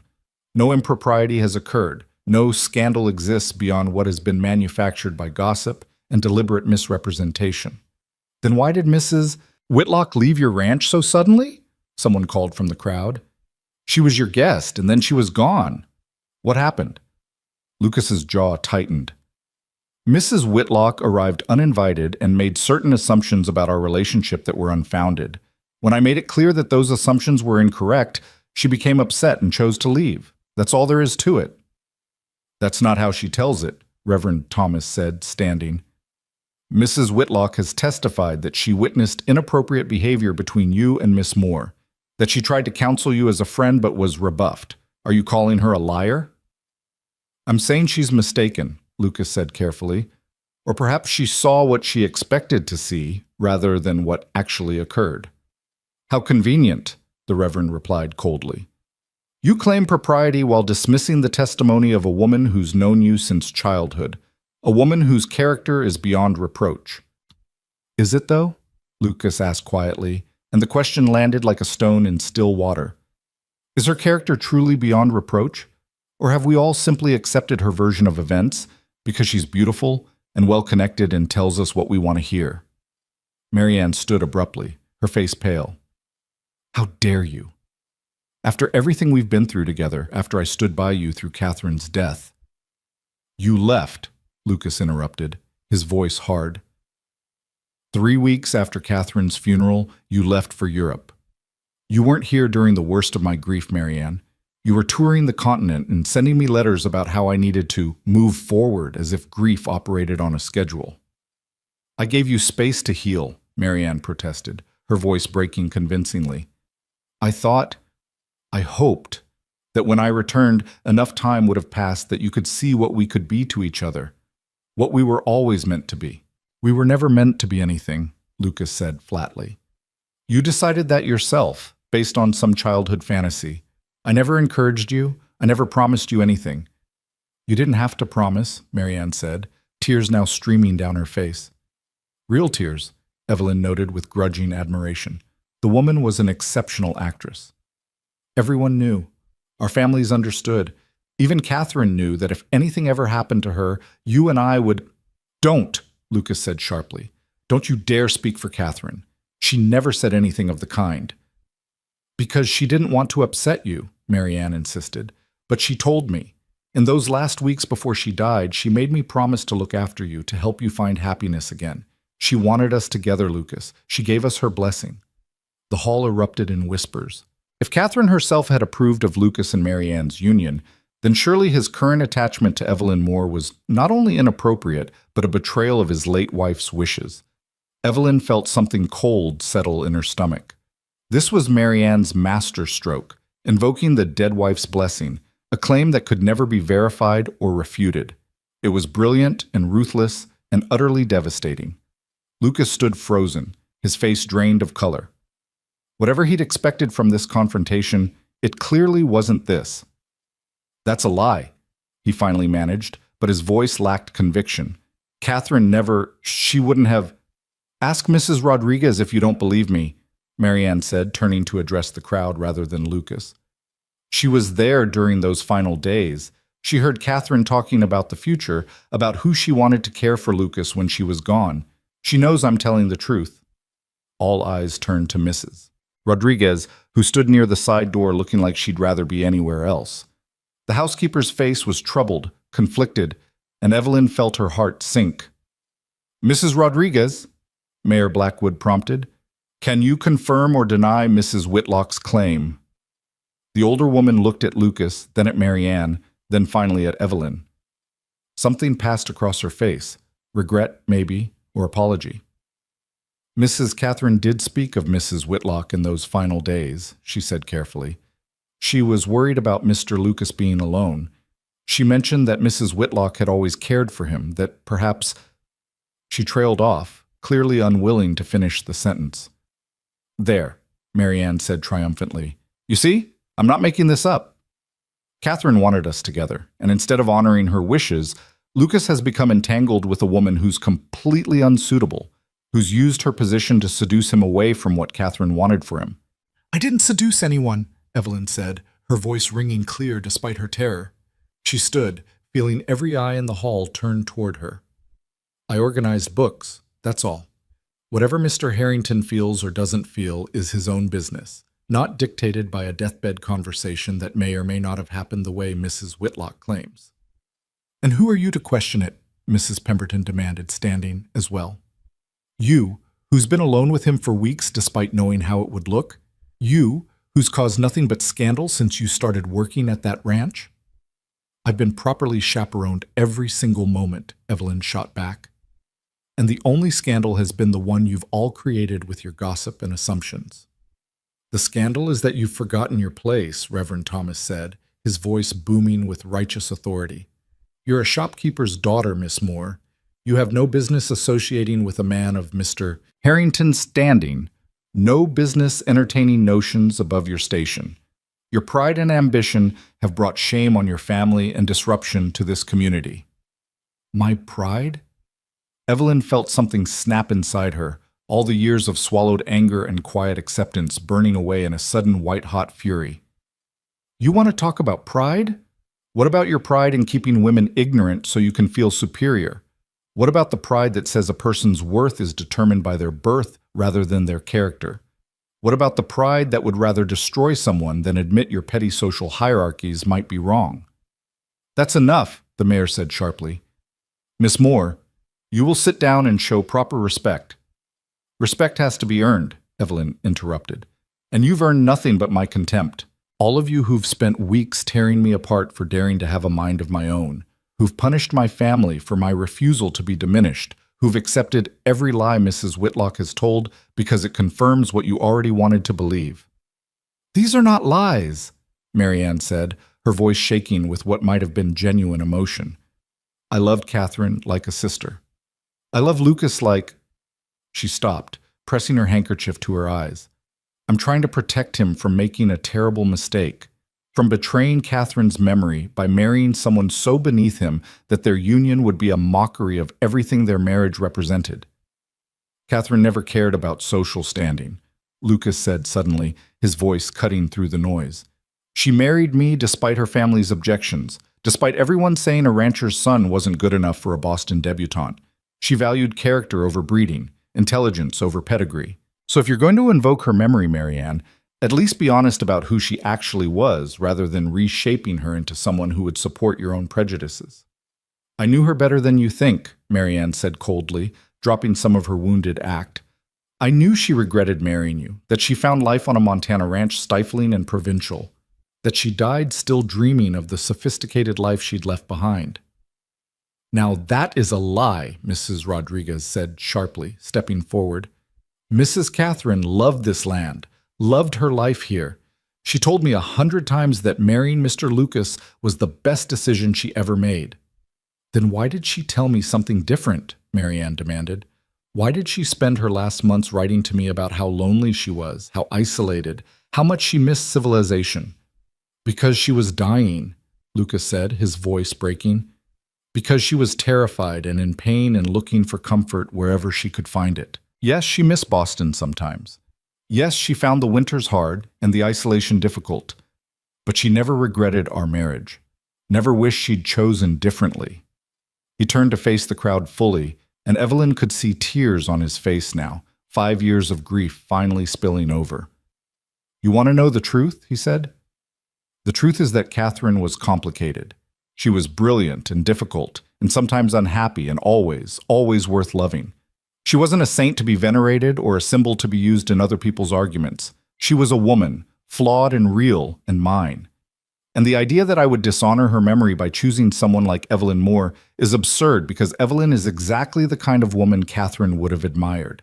Strong-minded, educated, unwilling to compromise herself for anyone's comfort. That's who my wife was, and that's who I'm choosing now. The silence that followed was absolute. Evelyn felt her heart hammering so hard she thought everyone must be able to hear it. You're choosing her? Mayor Blackwood said slowly. You're saying you intend to marry Miss Moore. Lucas looked at Evelyn, and in his eyes she saw fear and hope and a question he was asking without words. This was it. The moment she'd refused before, offered now in the worst possible circumstances.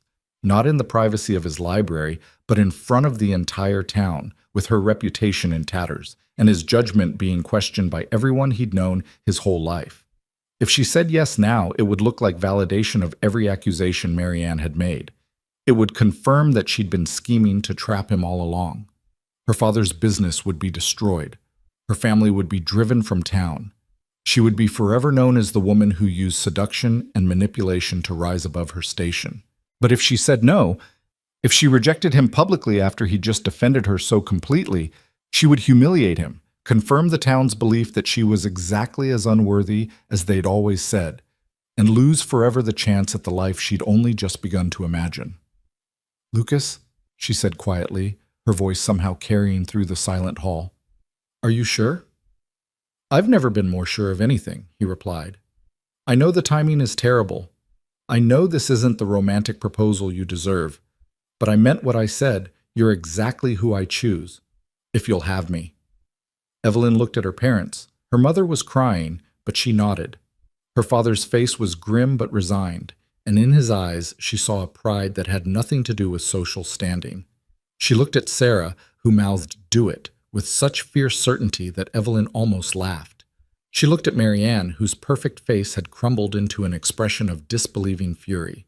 And finally she looked back at Lucas, this man who'd valued her mind before her face, who'd defended her against his oldest friend and the entire town, who'd exposed his own grief and vulnerability to tell the truth about who she was. Yes, Evelyn said, I'll marry you. The hall erupted. Some people stood to applaud, Though whether in genuine support or simple appreciation for the drama, Evelyn couldn't tell. Others shouted objections, demanded the mayor intervene, called for the reverend to refuse to perform such an inappropriate union. Marianne stood frozen for a long moment, then turned and swept from the hall with her supporters hurrying after her. Through the chaos, Lucas crossed to Evelyn and took her hand, right there in front of everyone. His fingers were shaking. "I should have asked you properly," he said, "with a ring and flowers and—" "This was perfect," Evelyn interrupted, squeezing his hand. "Terrifying and public and completely inappropriate, just like us." He laughed, the sound slightly hysterical, and pulled her close. Someone gasped at the impropriety of the embrace. But Evelyn didn't care. Let them gasp. Let them gossip. She'd given them plenty to talk about already. "I need to tell you something," Lucas said quietly, his mouth near her ear. "Something I should have told you before. About Catherine and what Marianne said." Before he could continue, Reverend Thomas's voice boomed over the crowd. "This engagement cannot stand," he announced. "It's based on impropriety and scandal. I will not perform a marriage ceremony for two people who've conducted themselves with such blatant disregard for moral standards." "Then we'll find someone who will," Lucas said, not loosening his hold on Evelyn. "There are other ministers in Montana Territory. And I'll make sure every one of them knows the truth about this situation," the Reverend threatened. "About how this woman seduced you, how she's betrayed the memory of your late wife, how this entire engagement is a farce designed to legitimize an inappropriate relationship." "You do that," Lucas said evenly. "Spread whatever lies you want. It won't change the fact that I'm marrying her." "If you go through with this," Mayor Blackwood said, trying to sound reasonable, "there will be consequences. Social consequences. Business consequences. The other ranchers may refuse to work with you. The town may decline to do business with your ranch. You could find yourself as much an outcast as Miss Moore." "Then I'll be an outcast," Lucas replied. "I've spent 5 years caring what this town thinks of me, letting other people dictate how I should grieve and when I should move on and who I should become. I'm done with that. If the price of marrying the woman I choose is your approval, then your approval was never worth having." Evelyn looked up at him, seeing the man she'd first met in the general store transformed. The grief was still there. It would probably always be there. But it no longer defined him. He looked alive again, present, willing to fight for something that mattered. "We should go," she said quietly, "before this gets any uglier." They made their way toward the exit, Evelyn's parents and Sarah forming a protective cordon around them. But before they could reach the door, Marianne's voice rang out one final time. "Ask him about the letters," she called. "Ask him what Catherine really said about you, Lucas. Ask him why he's kept them hidden all these years." Lucas froze mid-step. Evelyn felt his hand tighten on hers almost painfully. "What letters?" she asked. "It doesn't matter," Lucas said, but his voice had gone hollow. "It's just more of Marianne's manipulation. Catherine wrote to me every week during her illness," Marianne continued, addressing the crowd rather than Lucas. "Letters about her fears, her regrets, her wishes for the future. I have them all. And in those letters, she begged me to make sure Lucas didn't make the mistake of marrying someone inappropriate after she was gone. Someone who would drag down the Harrington name and ruin everything she'd worked to build." "Stop," Lucas said, his voice rough. "Just stop." "She was specific," Marianne pressed on, clearly sensing victory. "She said he should marry someone from their own circle, someone educated in the right schools, raised with the right values, someone who understood what it meant to maintain a certain standard. She was terrified he'd settle for less in his grief." "And you're claiming Evelyn is that less?" Sarah demanded angrily. "I'm not claiming anything," Marianne said with false sweetness. "I'm simply repeating what Catherine wrote, what she wanted. If Mr. Harrington won't honor his wife's dying wishes, that's his choice. But he should at least be honest with Miss Moore about what Catherine really thought of women like her." Evelyn turned to Lucas, searching his face. "Is it true? Did Catherine write those things?" "I don't know," Lucas said miserably. "I never read them. Marianne offered to show me the letters after Catherine died, but I couldn't. I didn't want to know her fears and pain. I wanted to remember her healthy and happy." "How convenient," Marianne said. "You won't read the letters, so you can pretend they don't say what they say." You can rewrite Catherine into someone who would approve of this match when the truth is she'd be horrified. Show us the letters then, Evelyn said, surprised by the steadiness of her own voice. If they say what you claim, prove it. Marianne's smile was triumphant. I'd be happy to. They're at my hotel. We can go right now if you'd like. Let everyone see exactly what Catherine Harrington thought of social climbers and inappropriate attachments. Evelyn, you don't have to do this, Lucas said quietly. Whatever those letters say, it doesn't change how I feel about you. But it might change how I feel about myself, Evelyn replied. If Catherine really did think women like me were beneath her husband, I need to know that. I need to understand what I'd be stepping into. They made a strange procession through the dark streets of Redwood Hollow. Lucas and Evelyn, her parents and Sarah, Marianne and her supporters, Mayor Blackwood and Reverend Thomas, and a substantial portion of the crowd who'd attended the meeting, all eager to see how this drama would resolve. The hotel lobby was too small to accommodate everyone, so they moved to the dining room where the proprietor hastily cleared tables to make space. Marianne swept upstairs to her room and returned with a wooden box tied with ribbon, placing it on the table with ceremonial precision. These are Catherine's letters, she announced, written over the 18 months of her illness. I've kept them safe, treasured them as the last words of my dearest friend. I never wanted to share them publicly, but since Miss Moore insists, just show us, Evelyn interrupted. No more speeches. If these letters condemn me, let them do it quickly. Marianne untied the ribbon and pulled out a stack of letters, the paper yellowed with age, the handwriting elegant and educated. She selected one from near the top of the pile and held it up. This is from 3 months before Catherine died, she said, then began to read aloud. My dear Marianne, I fear for Lucas after I'm gone. He has such a tender heart despite his rough exterior, and I worry he'll be vulnerable to the wrong kind of woman. Someone who sees his wealth and position rather than his character. Someone who might take advantage of his grief. Promise me you'll help him find someone appropriate, someone worthy of the Harrington name. Someone like you, perhaps. You've always understood our world in a way few others do. A murmur ran through the crowd. Evelyn felt sick, but she kept her face carefully neutral. Another one, Marianne continued, selecting a second letter. From 6 weeks before the end. The isolation here weighs on me more each day. I miss intelligent conversation, cultural refinement, the company of educated people. Lucas does his best, but he's a rancher at heart, content with simple pleasures. I fear that after I'm gone, he'll settle for even less, marry some local girl who can't tell Wordsworth from Whitman, who'll turn the house into something provincial and crude. Please, Marianne, don't let that happen. Help him maintain the standards we built together. Lucas made a sound like he'd been struck. Evelyn looked at him and saw that his face had gone white, his hands clenched into fists at his sides. She didn't mean it, he said hoarsely. She was in pain, she was frightened. She meant every word, Marianne said, but there was something strange in her voice now, something that didn't quite ring true. I have dozens more just like these, all expressing the same fears, the same wishes for your future. Let me see them, Mrs. Rodriguez said suddenly, stepping forward. Let me see the letters. Why? Marianne asked, her hand tightening protectively on the box. Because I was with Mrs. Catherine every day of her illness, the housekeeper said flatly. I heard everything she said, read every letter she wrote, and something about these doesn't sound right. Are you calling me a liar? Marianne demanded. I'm asking to see the letters, Mrs. Rodriguez repeated. All of them, not just the ones you've selected. For a long moment, Marianne hesitated.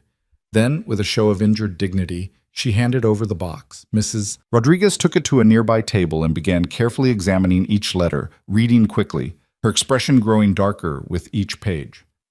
Finally, she looked up at Marianne with something close to contempt in her eyes.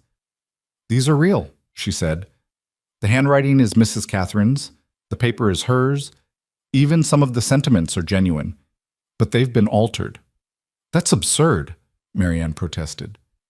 Words have been added, Mrs. Rodriguez continued, holding up one of the letters to the lamplight. See here? The ink is slightly different shade.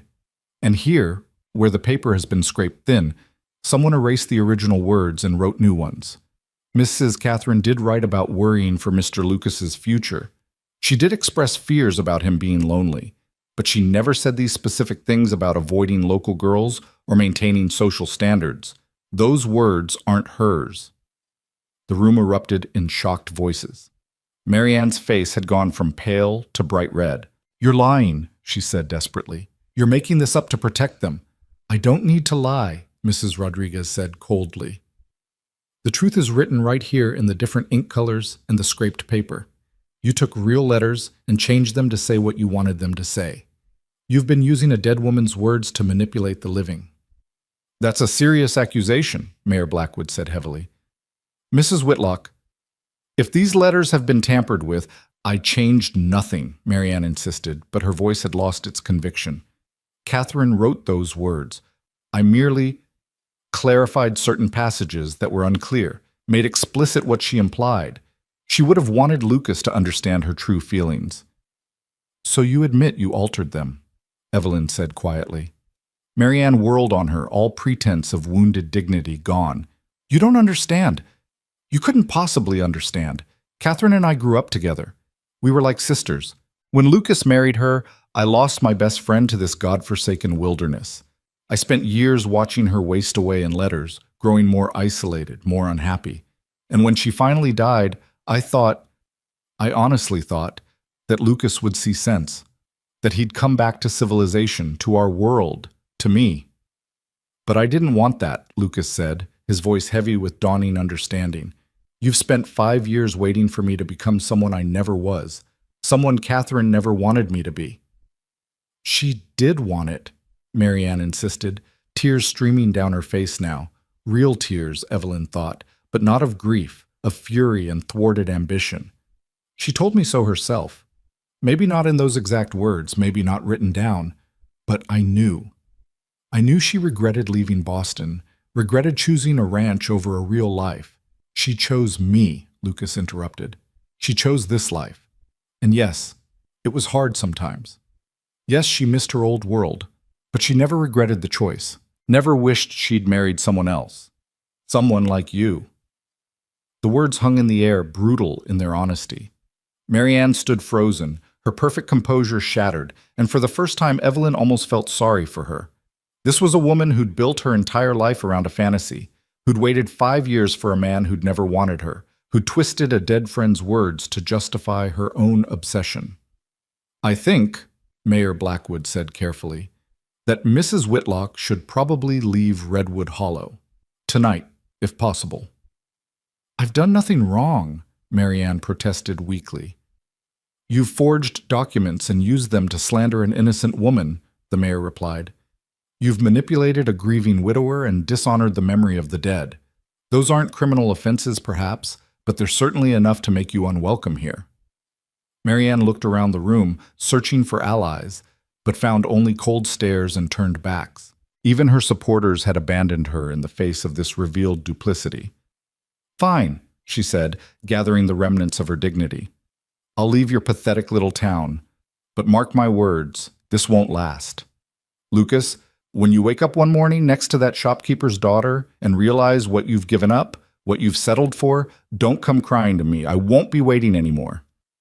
She swept from the room, and this time no one followed. In the silence that followed, Evelyn became aware that her legs were shaking.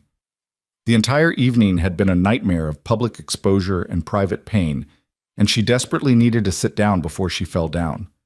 Lucas must have noticed because he immediately guided her to a chair, his hands gentle on her shoulders. "I'm sorry," he said, "for all of it. For Marianne, for the letters, for making you endure this public spectacle." "Stop apologizing," Evelyn said firmly. "None of this was your fault." "The Reverend was right about one thing, though," Reverend Thomas himself said, surprising everyone. He'd been quiet throughout Marianne's exposure, watching with troubled eyes. Now he stepped forward, his expression thoughtful. "This engagement does need to be handled properly, but not because it's inappropriate, because it deserves better than to be overshadowed by scandal and manipulation." He turned to address the remaining crowd. "I owe Miss Moore an apology. I let gossip and prejudice cloud my judgment. I assumed the worst because it fit my preconceptions about proper social order. But watching her conduct herself with such dignity tonight, Watching her demand the truth, even when it might hurt her, that's real character. That's the kind of strength a partnership should be built on. Are you saying you'll perform the ceremony? Lucas asked, hardly daring to hope. I'm saying I'll need to pray on it, the Reverend replied. But yes, I believe I will, if Miss Moore's family agrees and if we can do this properly. With a proper engagement period, proper planning, no rushing into marriage to escape scandal. How long? Evelyn asked. 3 months, the Reverend said firmly. Time enough for the town to accept this, for the gossip to die down, for you both to be certain this is what you want without the pressure of public scrutiny. 3 months. It felt like an eternity and no time at all. Evelyn looked at Lucas, saw the question in his eyes, and smiled despite her exhaustion. 3 months, she agreed. We can wait 3 months. The crowd began to disperse, some people offering congratulations that ranged from genuine to grudging, others still muttering disapproval but no longer quite so certain of their ground. Evelyn's parents embraced her, her mother crying again, but this time with something that might actually be joy. As they prepared to leave the hotel, Sarah pulled Evelyn aside. You did it, she said, her eyes bright. You stood in front of the whole town and demanded to be valued for who you are. Do you know how brave that was? I didn't feel brave, Evelyn admitted. I felt terrified. Bravery isn't the absence of fear, Sarah said. It's doing the right thing despite the fear. And you were magnificent. Outside, the December night was clear and cold, stars brilliant against the black sky. Lucas took Evelyn's hand as they walked back toward her family's house, and for a few precious moments they had something approaching privacy. What Catherine actually wrote in those letters, Evelyn said quietly. Do you want to know? Mrs. Rodriguez said she'd tell me when I was ready, Lucas replied. The real words, not Marianne's inventions, but not tonight. Tonight, I just want to walk with you and pretend none of this happened. They walked in comfortable silence for a while, their breath forming clouds in the cold air, their footsteps crunching on the frozen ground. In 3 months, Lucas said eventually, you're going to be Evelyn Harrington. I might keep Moore, Evelyn said thoughtfully. Evelyn Moore Harrington. I rather like the sound of that. Lucas smiled. Evelyn Moore Harrington, the woman who organized my library and my entire life. The woman who was everyone's last choice until she became my first choice.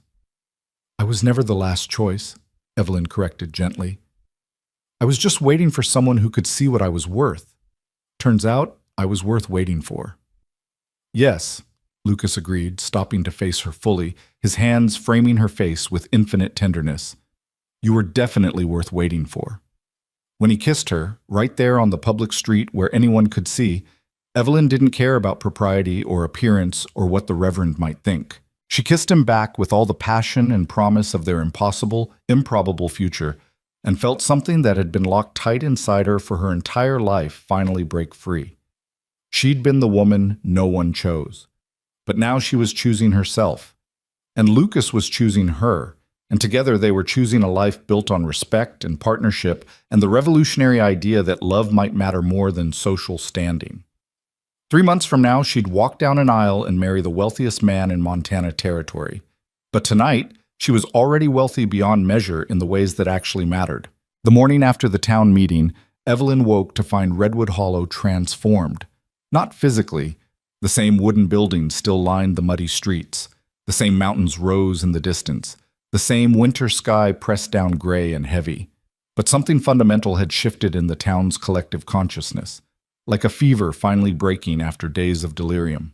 By the time she opened the general store at 8 o'clock, 3 customers were already waiting, women who'd crossed the street to avoid her just yesterday.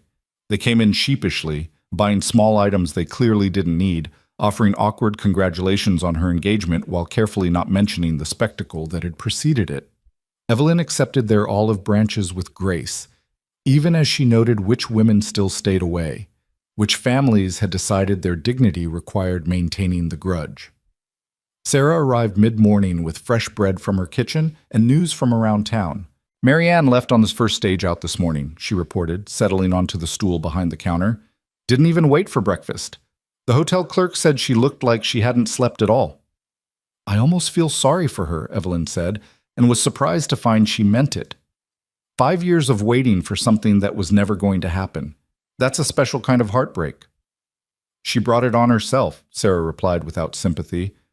Forging letters, manipulating everyone, trying to destroy you out of spite. That's not heartbreak. That's obsession. Maybe it started as love and turned into obsession when it wasn't returned, Evelyn suggested. The line between them is probably thinner than we'd like to think. Sarah gave her a sharp look. You're very philosophical for someone who was nearly ruined by that woman's scheming. I suppose facing down the entire town gives you perspective, Evelyn said wryly. When you've already endured the worst they can throw at you, it's easier to be generous. But generosity didn't mean forgetting. Over the next days, as the scandal's immediate heat faded into the general background noise of town gossip, Evelyn discovered that the battle for her reputation wasn't over. It had simply entered a new phase. The question now wasn't whether she and Lucas had behaved improperly, but whether their engagement was appropriate at all. Whether a shopkeeper's daughter could really become the wife of Montana Territory's wealthiest rancher without disrupting the entire social order. Mrs. Pemberton and her circle might have been forced to accept the engagement's existence, but they made their disapproval clear through 1,000 small cuts. They discussed wedding plans in Evelyn's hearing, mentioning details she couldn't possibly afford. Imported lace, champagne from France, guest lists that included territorial governors and railroad magnates. They wondered aloud whether Evelyn knew which fork to use at formal dinners, whether she'd be able to manage a household staff, whether she understood the social obligations that came with being Mrs. Lucas Harrington. The implication was always the same. She might have captured Lucas's attention, but she'd never truly belonged to his world. Evelyn tried to ignore it, tried to focus on the concrete reality of her upcoming marriage rather than the social anxiety it provoked. But late at night, lying in her narrow bed, she sometimes wondered if they were right. Not about her worth, she'd fought too hard to claim her value to doubt it now, but about the practicalities of crossing such a vast social divide. Lucas seemed to sense her uncertainty. When she arrived at the ranch the following Monday to resume her library work, now with her mother as chaperone instead of Sarah, a change that felt both more respectable and somehow more significant, he suggested they take a break from cataloging to discuss wedding plans. I know the Reverend said 3 months, he said, as they sat in the library with Margaret Moore positioned tactfully at the far end of the room, pretending deep interest in a botanical text. But we haven't actually talked about what kind of wedding you want. What would make you happy? Evelyn set down the book she'd been cataloging. Honestly, something small, just family and close friends. I don't need a spectacle. You deserve one, though, Lucas said firmly. You deserve a beautiful dress and flowers and a celebration worthy of the occasion. Don't let the town's judgment make you think you should settle for less. I'm not settling, Evelyn protested. I just don't want to give people more ammunition. If we have a lavish wedding, they'll say I'm putting on airs, that I'm trying to buy my way into respectability. If we have a simple one, they'll say I couldn't manage anything better. Either way, I lose. Lucas reached across the table to take her hand, then glanced at Margaret and withdrew it, settling for an intense look instead. So we stopped playing their game entirely. We have the wedding we want, regardless of what anyone thinks. If that's small and simple, wonderful. If it's grand and elaborate, equally wonderful. But we make the choice based on what would make us happy, not on what will generate the least gossip. What would make you happy? Evelyn asked. Lucas was quiet for a moment, considering. I want you in a beautiful dress, he said finally. I want to see you walking toward me and know that you're choosing this freely, that it's not obligation or social pressure or trying to escape scandal. I want our families there. Your parents, Mrs. Rodriguez, the ranch hands who've become like family to me. Beyond that, I don't care. 20 people or 200, church or courthouse, spring flowers or winter evergreens, none of it matters as long as you're there at the end of it. The simplicity of it made Evelyn's throat tight. Then let's do something in between. Not a spectacle, but not hiding either. A real wedding with the people who matter. In the church because I like the way the light comes through the windows in the afternoon, with a dress that's beautiful but not ostentatious. And a reception where we can actually talk to our guests instead of performing for them. That sounds perfect, Lucas said, and his smile was so warm that Evelyn momentarily forgot her mother was watching. They spent the rest of the afternoon in pleasant planning, discussing flowers and music and whether March would be too cold or if they should wait until April. Margaret occasionally offered suggestions, her input growing more confident as she realized Lucas genuinely valued her opinions. It felt normal in a way Evelyn hadn't quite expected. Not like planning a society wedding to cement an alliance, but like building the foundation for an actual partnership. But normalcy, Evelyn was learning, was a fragile thing in Redwood Hollow. The second blow came a week later, when her father arrived home from the bank with an expression Evelyn had never seen on his usually mild face, a mixture of fury and fear that made her stomach drop. "They've called my loan," he said without preamble, sinking into his chair at the kitchen table. "The bank is demanding full payment within 30 days or they'll foreclose on the store." Margaret gasped. "But Thomas, you've never missed a payment. You've been with that bank for 15 years. "I know," he said tiredly, "but apparently my recent association with scandal makes me a poor credit risk." Those were the bank manager's exact words. He was very apologetic about it, very sympathetic, but the board had made their decision and there was nothing he could do. Evelyn felt cold fury wash through her. "This is because of my engagement." "This is because some small-minded men can't bear the thought of social boundaries being crossed," her father corrected. "They're making an example of us, showing what happens to families who let their daughters reach above their station." "How much do you owe?" Evelyn asked, her mind already racing through possibilities.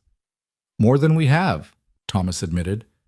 "I could sell the inventory, maybe raise half, but not enough to satisfy the loan. We'd lose the store either way." The store that had been in their family for 20 years. The store that Evelyn had transformed into a thriving business. The store that represented her father's life's work and her own future before Lucas had offered her a different path. "I'll ask Lucas," Evelyn said immediately. "He'll lend us the money." "Absolutely not," her father said sharply. "I won't have people saying you married him to save your family's business. That's exactly the kind of talk we've been trying to avoid." "But if we lose the store, then we lose it," Thomas said firmly. "We'll find another way. Maybe move to Billings, start fresh where the gossip hasn't followed us. Your mother and I will manage. We always have." Evelyn looked at her mother, who was crying silently, and felt something break inside her. Her parents were being punished for her choices, for her refusal to stay small and quiet and appropriately humble, for daring to imagine she could be more than the town had decided she deserved to be. She left the house without a word, ignoring her mother's protests, and walked through the darkening streets to the edge of town where the road to the Harrington Ranch began. It was too far to walk in the fading light, but she needed to move, needed to burn off the rage and helplessness churning in her chest. She'd made it perhaps a mile when she heard hoofbeats behind her and turned to see Lucas riding toward her on his black mare, his face creased with concern. "Mrs. Rodriguez saw you walking this direction from the kitchen window," he said, dismounting. "What's wrong?" Evelyn told him everything, the called loan, the impossible deadline, her father's refusal to accept help. Lucas's expression darkened with each word. "This is Henderson's doing," he said when she finished, naming the bank's primary shareholder. "He's on the church board. He's been vocal about his disapproval of our engagement. This is his way of forcing your family to leave town. Can he do that? Is it even legal?" "It's legal enough," Lucas said grimly. "The loan terms probably give the bank the right to call it due for any reason. They're just using that clause to punish your father for your supposed sins." "Then we have to fight back," Evelyn said. "There must be something." "There is," Lucas interrupted. "I'll buy the loan from the bank, pay it off directly. Then your father owes me instead of Henderson, and I won't call it due." "He'll never accept that," Evelyn said, even as hope flickered in her chest. "He doesn't want people thinking I married you for money." "Then we make it a business transaction," Lucas replied, already working through the problem. "I'll buy the store outright, pay fair market value, maybe a bit above. Your father stays on as manager, keeps running things exactly as he has been. We draw up a contract that gives him the option to buy it back over time at the same price I paid. That way it's not charity, it's a business deal between partners." "Lucas, that's incredibly generous." "It's incredibly selfish," he corrected, "because I'm not willing to let you choose between marrying me and saving your family. I won't have you spending the rest of our lives wondering if you made the right choice. If you should have sacrificed your happiness for theirs. This way, nobody has to sacrifice anything. Evelyn looked at him in the fading light, this man who kept finding ways to value her without demanding she diminish herself, and felt the last of her doubts crumble. "I love you," she said, the words escaping before she could think better of them. "I don't know when it happened exactly.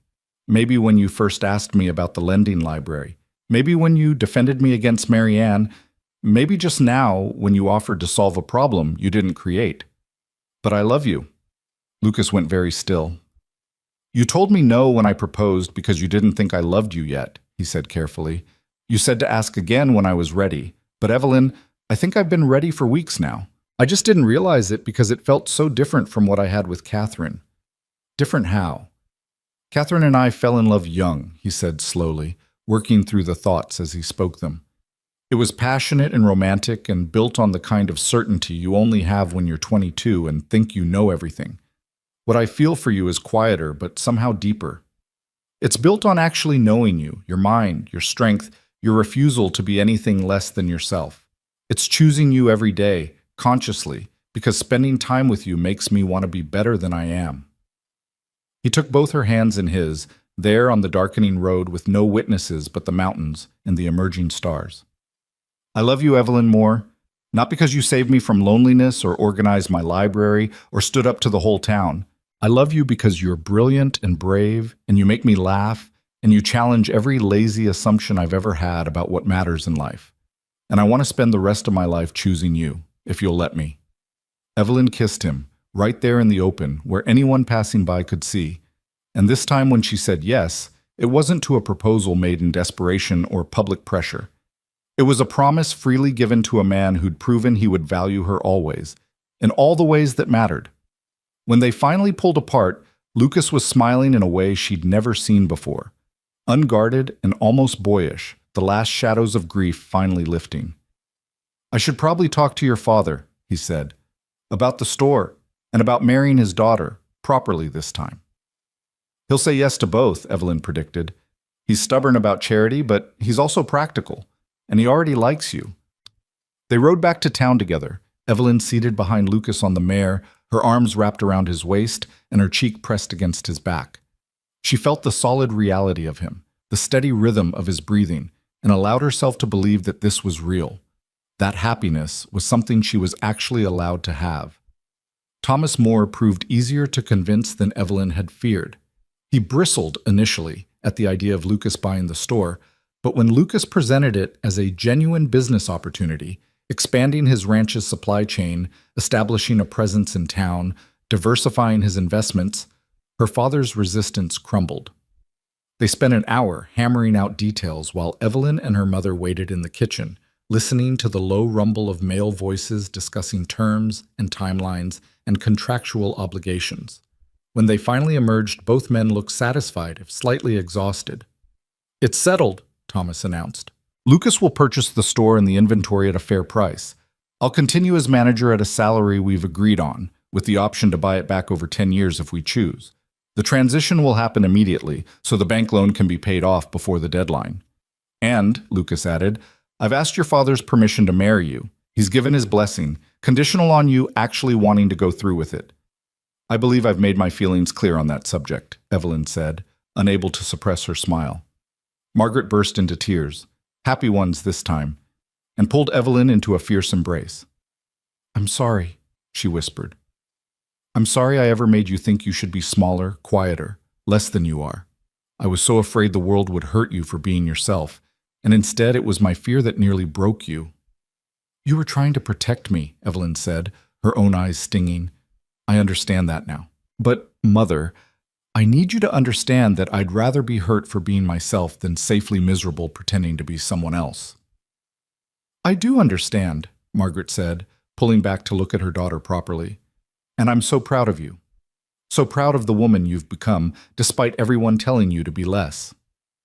The news of Lucas's purchase spread through Redwood Hollow with predictable speed, and the reactions were mixed.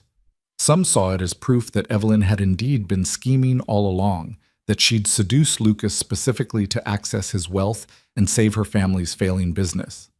Others, a growing number, though still a minority, saw it as a generous gesture from a man who understood that supporting his future wife meant supporting her family as well. Henderson and his allies on the church board were furious, their plan to drive the Moors from town thwarted by Lucas's intervention. They made their displeasure known through pointed sermons about the proper use of wealth and the dangers of allowing sentiment to override sound business judgment. But their power was limited now that their main weapon had been neutralized. The engagement period that followed was unlike anything Evelyn had imagined. She'd expected 3 months of anxiety and social navigation, of trying to prove herself worthy of Lucas while fending off the town's continued judgment. Instead, she found herself wrapped in a kind of protective bubble created by Lucas's absolute refusal to care what anyone thought. He took her to dinner at the hotel dining room, the two of them sitting at the best table while the other patrons whispered and stared. He brought her to ranch association meetings and introduced her as his fiancée, making it clear that anyone who wanted to do business with him would need to accept her as well. He commissioned a portrait of them together, a scandalous breach of propriety, before the wedding, and hung it in the ranch house entrance hall where every visitor would see it. Most importantly, he continued to treat her exactly as he had before, as an intellectual equal, a trusted partner, someone whose opinions mattered as much as his own. They finished cataloging the library together, then started new projects. Evelyn suggested improvements to the ranch's bookkeeping system. Lucas asked her to review contracts before he signed them. They debated territorial politics and agricultural innovation and whether the new railroad spur would help or harm local businesses. It was everything Evelyn had ever wanted without knowing to want it, a partnership of minds as much as hearts, a marriage being built on respect and shared purpose, rather than just romantic feeling. Not that there wasn't romantic feeling. Lucas courted her properly during those 3 months, with flowers and poetry and long rides through the winter landscape that gradually softened into early spring. He kissed her in the library when Mrs. Rodriguez's back was turned, stole moments of privacy in the ranch house parlor, held her hand during their chaperoned evening walks through town. And Evelyn, who'd spent 26 years believing no one would ever want her this way, discovered what it felt like to be cherished. The wedding took place on a brilliant April afternoon, when the last snow had finally melted and the prairie was starting to show its first hints of green. True to their plan, it was neither extravagantly large nor embarrassingly small, perhaps 60 guests, mostly family and genuine friends, with a handful of territorial officials included for political necessity. Evelyn wore a dress her mother had made, cream-colored silk with delicate embroidery at the cuffs and collar. It wasn't as elaborate as what a society bride might have worn, but it was beautiful in its simplicity, and when Lucas saw her walking down the aisle on her father's arm, the expression on his face made Evelyn feel like the most magnificent woman who'd ever lived. Reverend Thomas performed the ceremony with surprising warmth, having evolved over the past months from grudging acceptance to something approaching genuine approval. His sermon was about the courage required to build something new, to step outside comfortable boundaries, and trust that love could bridge any divide. When Lucas slipped the ring onto Evelyn's finger, a simple gold band set with a single sapphire the color of Montana sky, his hands were shaking. "I promise to value your mind as much as your heart," he said, departing from the traditional vows. "To never ask you to be less than you are. To build a life with you where both of us can be fully ourselves. I promise to challenge you when you're wrong and support you when you're right," Evelyn replied, her own voice unsteady. "To be your partner in all things, not your subordinate. To love you enough to tell you the truth, even when it's difficult." They were unconventional vows for an unconventional union, and Evelyn heard gasps from some of the older guests. But when the Reverend pronounced them husband and wife, and Lucas kissed her with such fierce joy that her feet actually left the ground, the church erupted in genuine applause. The reception was held at the ranch house, with tables set up in the grand parlor and spilling out onto the porches. Mrs. Rodriguez had outdone herself with the food, and someone had brought a fiddle. And as the afternoon faded into evening, the party took on the relaxed warmth of people who were genuinely happy rather than just performing happiness. Sarah cornered Evelyn near sunset, when Lucas had been pulled away by a group of ranchers discussing cattle prices. "How does it feel?" she asked. "Being Mrs. Harrington?" Evelyn considered the question seriously. "Terrifying," she admitted, I keep waiting for someone to tell me there's been a mistake, that I'm not really allowed to have this, but also right somehow. Like I've finally stepped into a life that actually fits. You've changed this town, Sarah said quietly. You know that, right? Every girl growing up in Redwood Hollow now knows that she doesn't have to settle for less than she deserves, that intelligence and strength matter as much as beauty and breeding. You've made space for all of us to be bigger. I just refuse to be small, Evelyn said. I don't think that makes me a revolutionary. That's exactly what makes you one, Sarah replied. The most radical act is simply being yourself and refusing to apologize for it. As the party continued around them, Evelyn watched Lucas across the room, deep in conversation with her father about expansion plans for the store. He caught her eye and smiled, that transformative smile that still made her heart stutter, and she felt the full weight of what they'd built together, not just a marriage, but a genuine partnership between equals. Later that night, after the last guests had departed and they'd retreated to the privacy of Lucas's bedroom, now their bedroom, Evelyn stood at the window looking out at the dark prairie stretching endless beneath the stars. "What are you thinking?" Lucas asked, coming to stand behind her and wrapping his arms around her waist. "That I was wrong," Evelyn said softly. "All those years I thought I was the woman no one chose. But the truth is, I was the woman who wouldn't let herself be chosen by anyone who didn't value all of me. I was waiting for someone who could see past the surface to what actually mattered." "And did you find him?" Lucas asked, his breath warm against her neck. "I found someone even better," Evelyn replied, turning in his arms to face him. "I found someone who helps me see my own worth, who makes me braver and stronger just by believing I already am." Lucas kissed her forehead, her cheeks, finally her mouth, and in that kiss Evelyn felt all the promise of their future. The arguments they'd have and resolve, the children they might raise to value character over pedigree, the library they'd continue to build together, the life they'd create on their own terms. She'd been the last choice for marriage in Redwood Hollow, the woman everyone pitied and no one wanted. But Lucas Harrington, the wealthiest man in the territory, had chosen her above all others, not despite her sharp mind and sharper tongue, but because of them. Not to save her, or fix her, or manage her, but to partner with her in building something neither could create alone. And in choosing her, he'd given her the greatest gift of all, permission to fully, finally, unapologetically choose herself. The next morning, Evelyn woke to sunlight streaming through unfamiliar windows and the sound of Lucas moving quietly around the room, trying not to disturb her. She watched him through half-closed eyes, this man who was now her husband, and felt a deep sense of rightness settle over her. "I know you're awake," Lucas said without turning around. "You're breathing differently." Evelyn smiled. "How long have you been up?" "An hour or so. I couldn't sleep, too happy."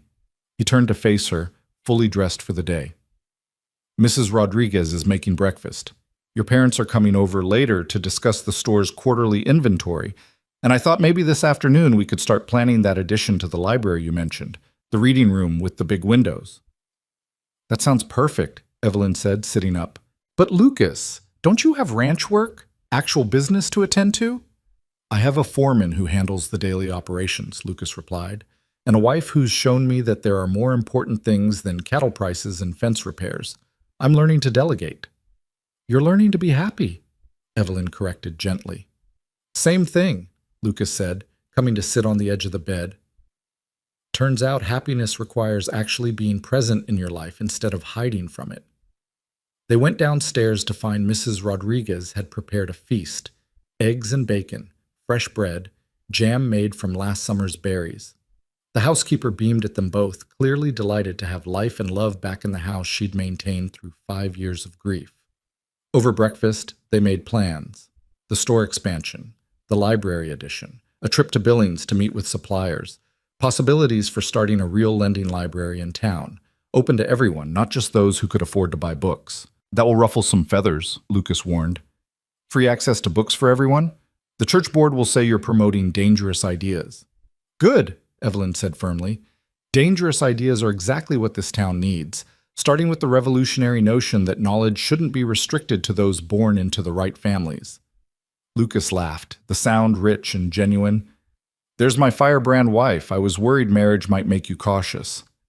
Marriage to the right person makes me braver, Evelyn replied, because now I have someone who'll stand beside me when I challenge the status quo. Always, Lucas promised. In the weeks that followed, they settled into married life with surprising ease. Evelyn moved her belongings to the ranch house, transforming one of the spare bedrooms into a study where she could work on the store's accounts and her library projects. She hired 2 young women from town to help with the cataloging system she was implementing, giving them employment and education simultaneously. The town's attitude continued to shift, slowly but perceptibly. Some families remained stubbornly opposed to the marriage, refusing to acknowledge Evelyn's new status.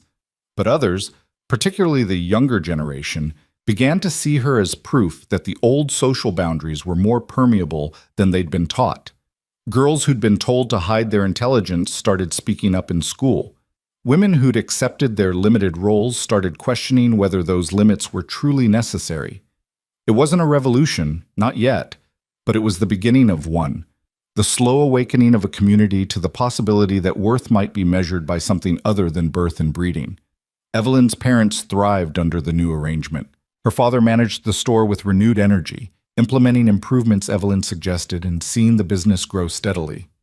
Her mother, freed from the anxiety of potential ruin, rediscovered her own long-buried interests. She'd been quite the artist as a girl, it turned out, and now she set up an easel in their kitchen and painted the Montana landscape she'd been too busy to properly see for 20 years. 6 months after the wedding, on a golden October afternoon, Evelyn stood in the newly completed library addition, a beautiful space with floor-to-ceiling windows overlooking the prairie, and officially opened the Harrington Public Library to the town. 15 people attended the ribbon cutting, including several who'd been her harshest critics. "This is a place for everyone," Evelyn announced, her voice steady despite her nervousness. "Rich or poor, educated or just learning, young or old. The only requirement is curiosity and respect for the books. Knowledge belongs to all of us, not just the privileged few." Mrs. Pemberton, who'd been dragged to the event by her daughter, sniffed audibly. But even she couldn't deny the beauty of what Evelyn had created. A warm, welcoming space filled with books on every subject, organized with meticulous care, open to anyone who wanted to learn. That evening, as Evelyn and Lucas walked through the empty library, admiring the way the setting sun painted the walls gold, Lucas pulled her close. "Your father told me something interesting today," he said. "The store has had its best quarter ever. Profits are up nearly 40% from this time last year." "That's wonderful," Evelyn said, pleased but not surprised. She'd known her suggestions would help. "He wants to buy it back," Lucas continued. "Not immediately. He knows the contract gives him 10 years. But he's started saving already. He says another 2 or 3 years and he'll have enough." "How do you feel about that?" Evelyn asked carefully. "Proud," Lucas said simply. "Proud that we helped him get back on his feet. Proud that you saw the solution when I couldn't. Proud that we're building something here that's bigger than just our own happiness." He turned her to face him, his hands gentle on her shoulders. "I love you, Evelyn Harrington. I love who you are and who you help me be. I love that you're never satisfied with the status quo, that you keep pushing for better even when it would be easier to accept good enough. I love that you chose me, freely, knowing exactly what you were getting into." "I love you too," Evelyn said, rising on her toes to kiss him. "Even though you're stubborn and occasionally infuriatingly certain you're right, even though you still wear your wedding ring from Catherine on a chain around your neck and probably always will." Lucas touched the chain beneath his shirt, looking surprised that she'd noticed. "Does that bother you?" "No," Evelyn said honestly. "She was part of your life, part of who you became. I wouldn't want you to forget her any more than I'd want you to forget any other important experience that shaped you. I'm not competing with her memory. I'm building something new with you, something that honors your past while creating our future." "How did I get so lucky?" Lucas asked, his voice rough with emotion. "You chose someone who wouldn't let you settle for less than you deserved," Evelyn replied. "And I did the same. We both chose bravely, and now we get to live bravely together." They stood in the Golden Library as darkness fell outside, 2 people who'd found each other against all odds and built something revolutionary from their refusal to accept the limitations others had tried to impose. The woman no one had wanted, and the man everyone had tried to claim, choosing each other freely and changing their world in the process. In the years that followed, their story would become legend in Redwood Hollow. The scandalous courtship, the dramatic confrontation, the marriage that bridged seemingly unbridgeable divides. Children would grow up hearing about the shopkeeper's daughter who married the richest man in the territory, and the lesson they'd take from it would depend on who told the story. Some would say it was about luck, being in the right place at the right time, catching the eye of someone wealthy enough to overlook social boundaries. Others would say it was about scheming, about a clever woman who used her position to seduce her way into a better life.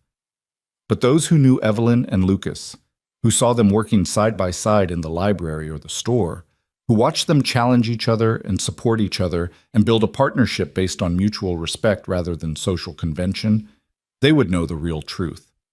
It was a story about courage, about refusing to accept the limitations others placed on you, about choosing authenticity over acceptance, partnership over possession, love over social approval, about two people who'd been shaped by loss and judgment, finding healing in each other's honest company.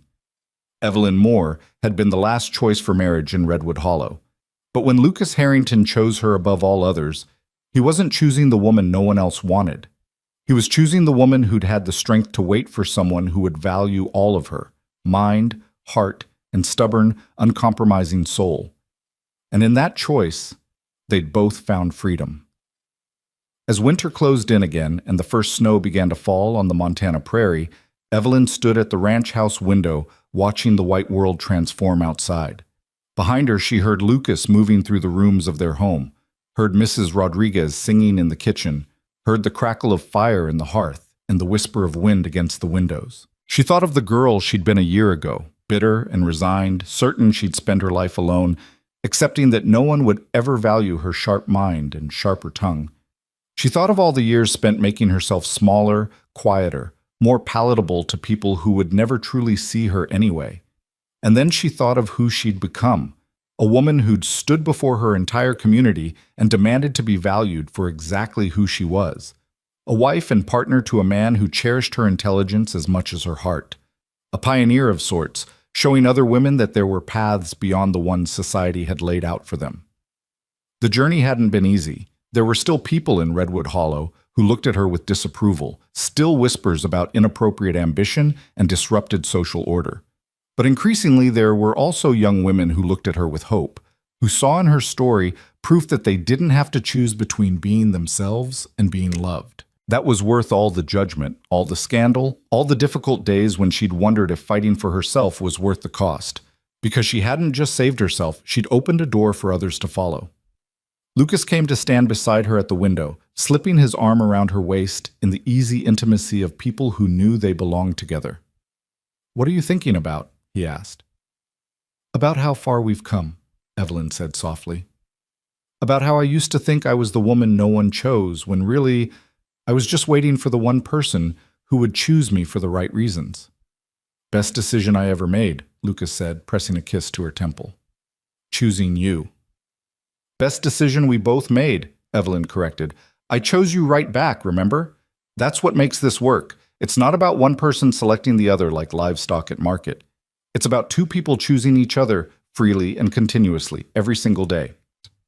Outside, the snow fell faster, blanketing the world in white silence. Inside, the fire burned warm and bright, lighting a home that had been dark for too long.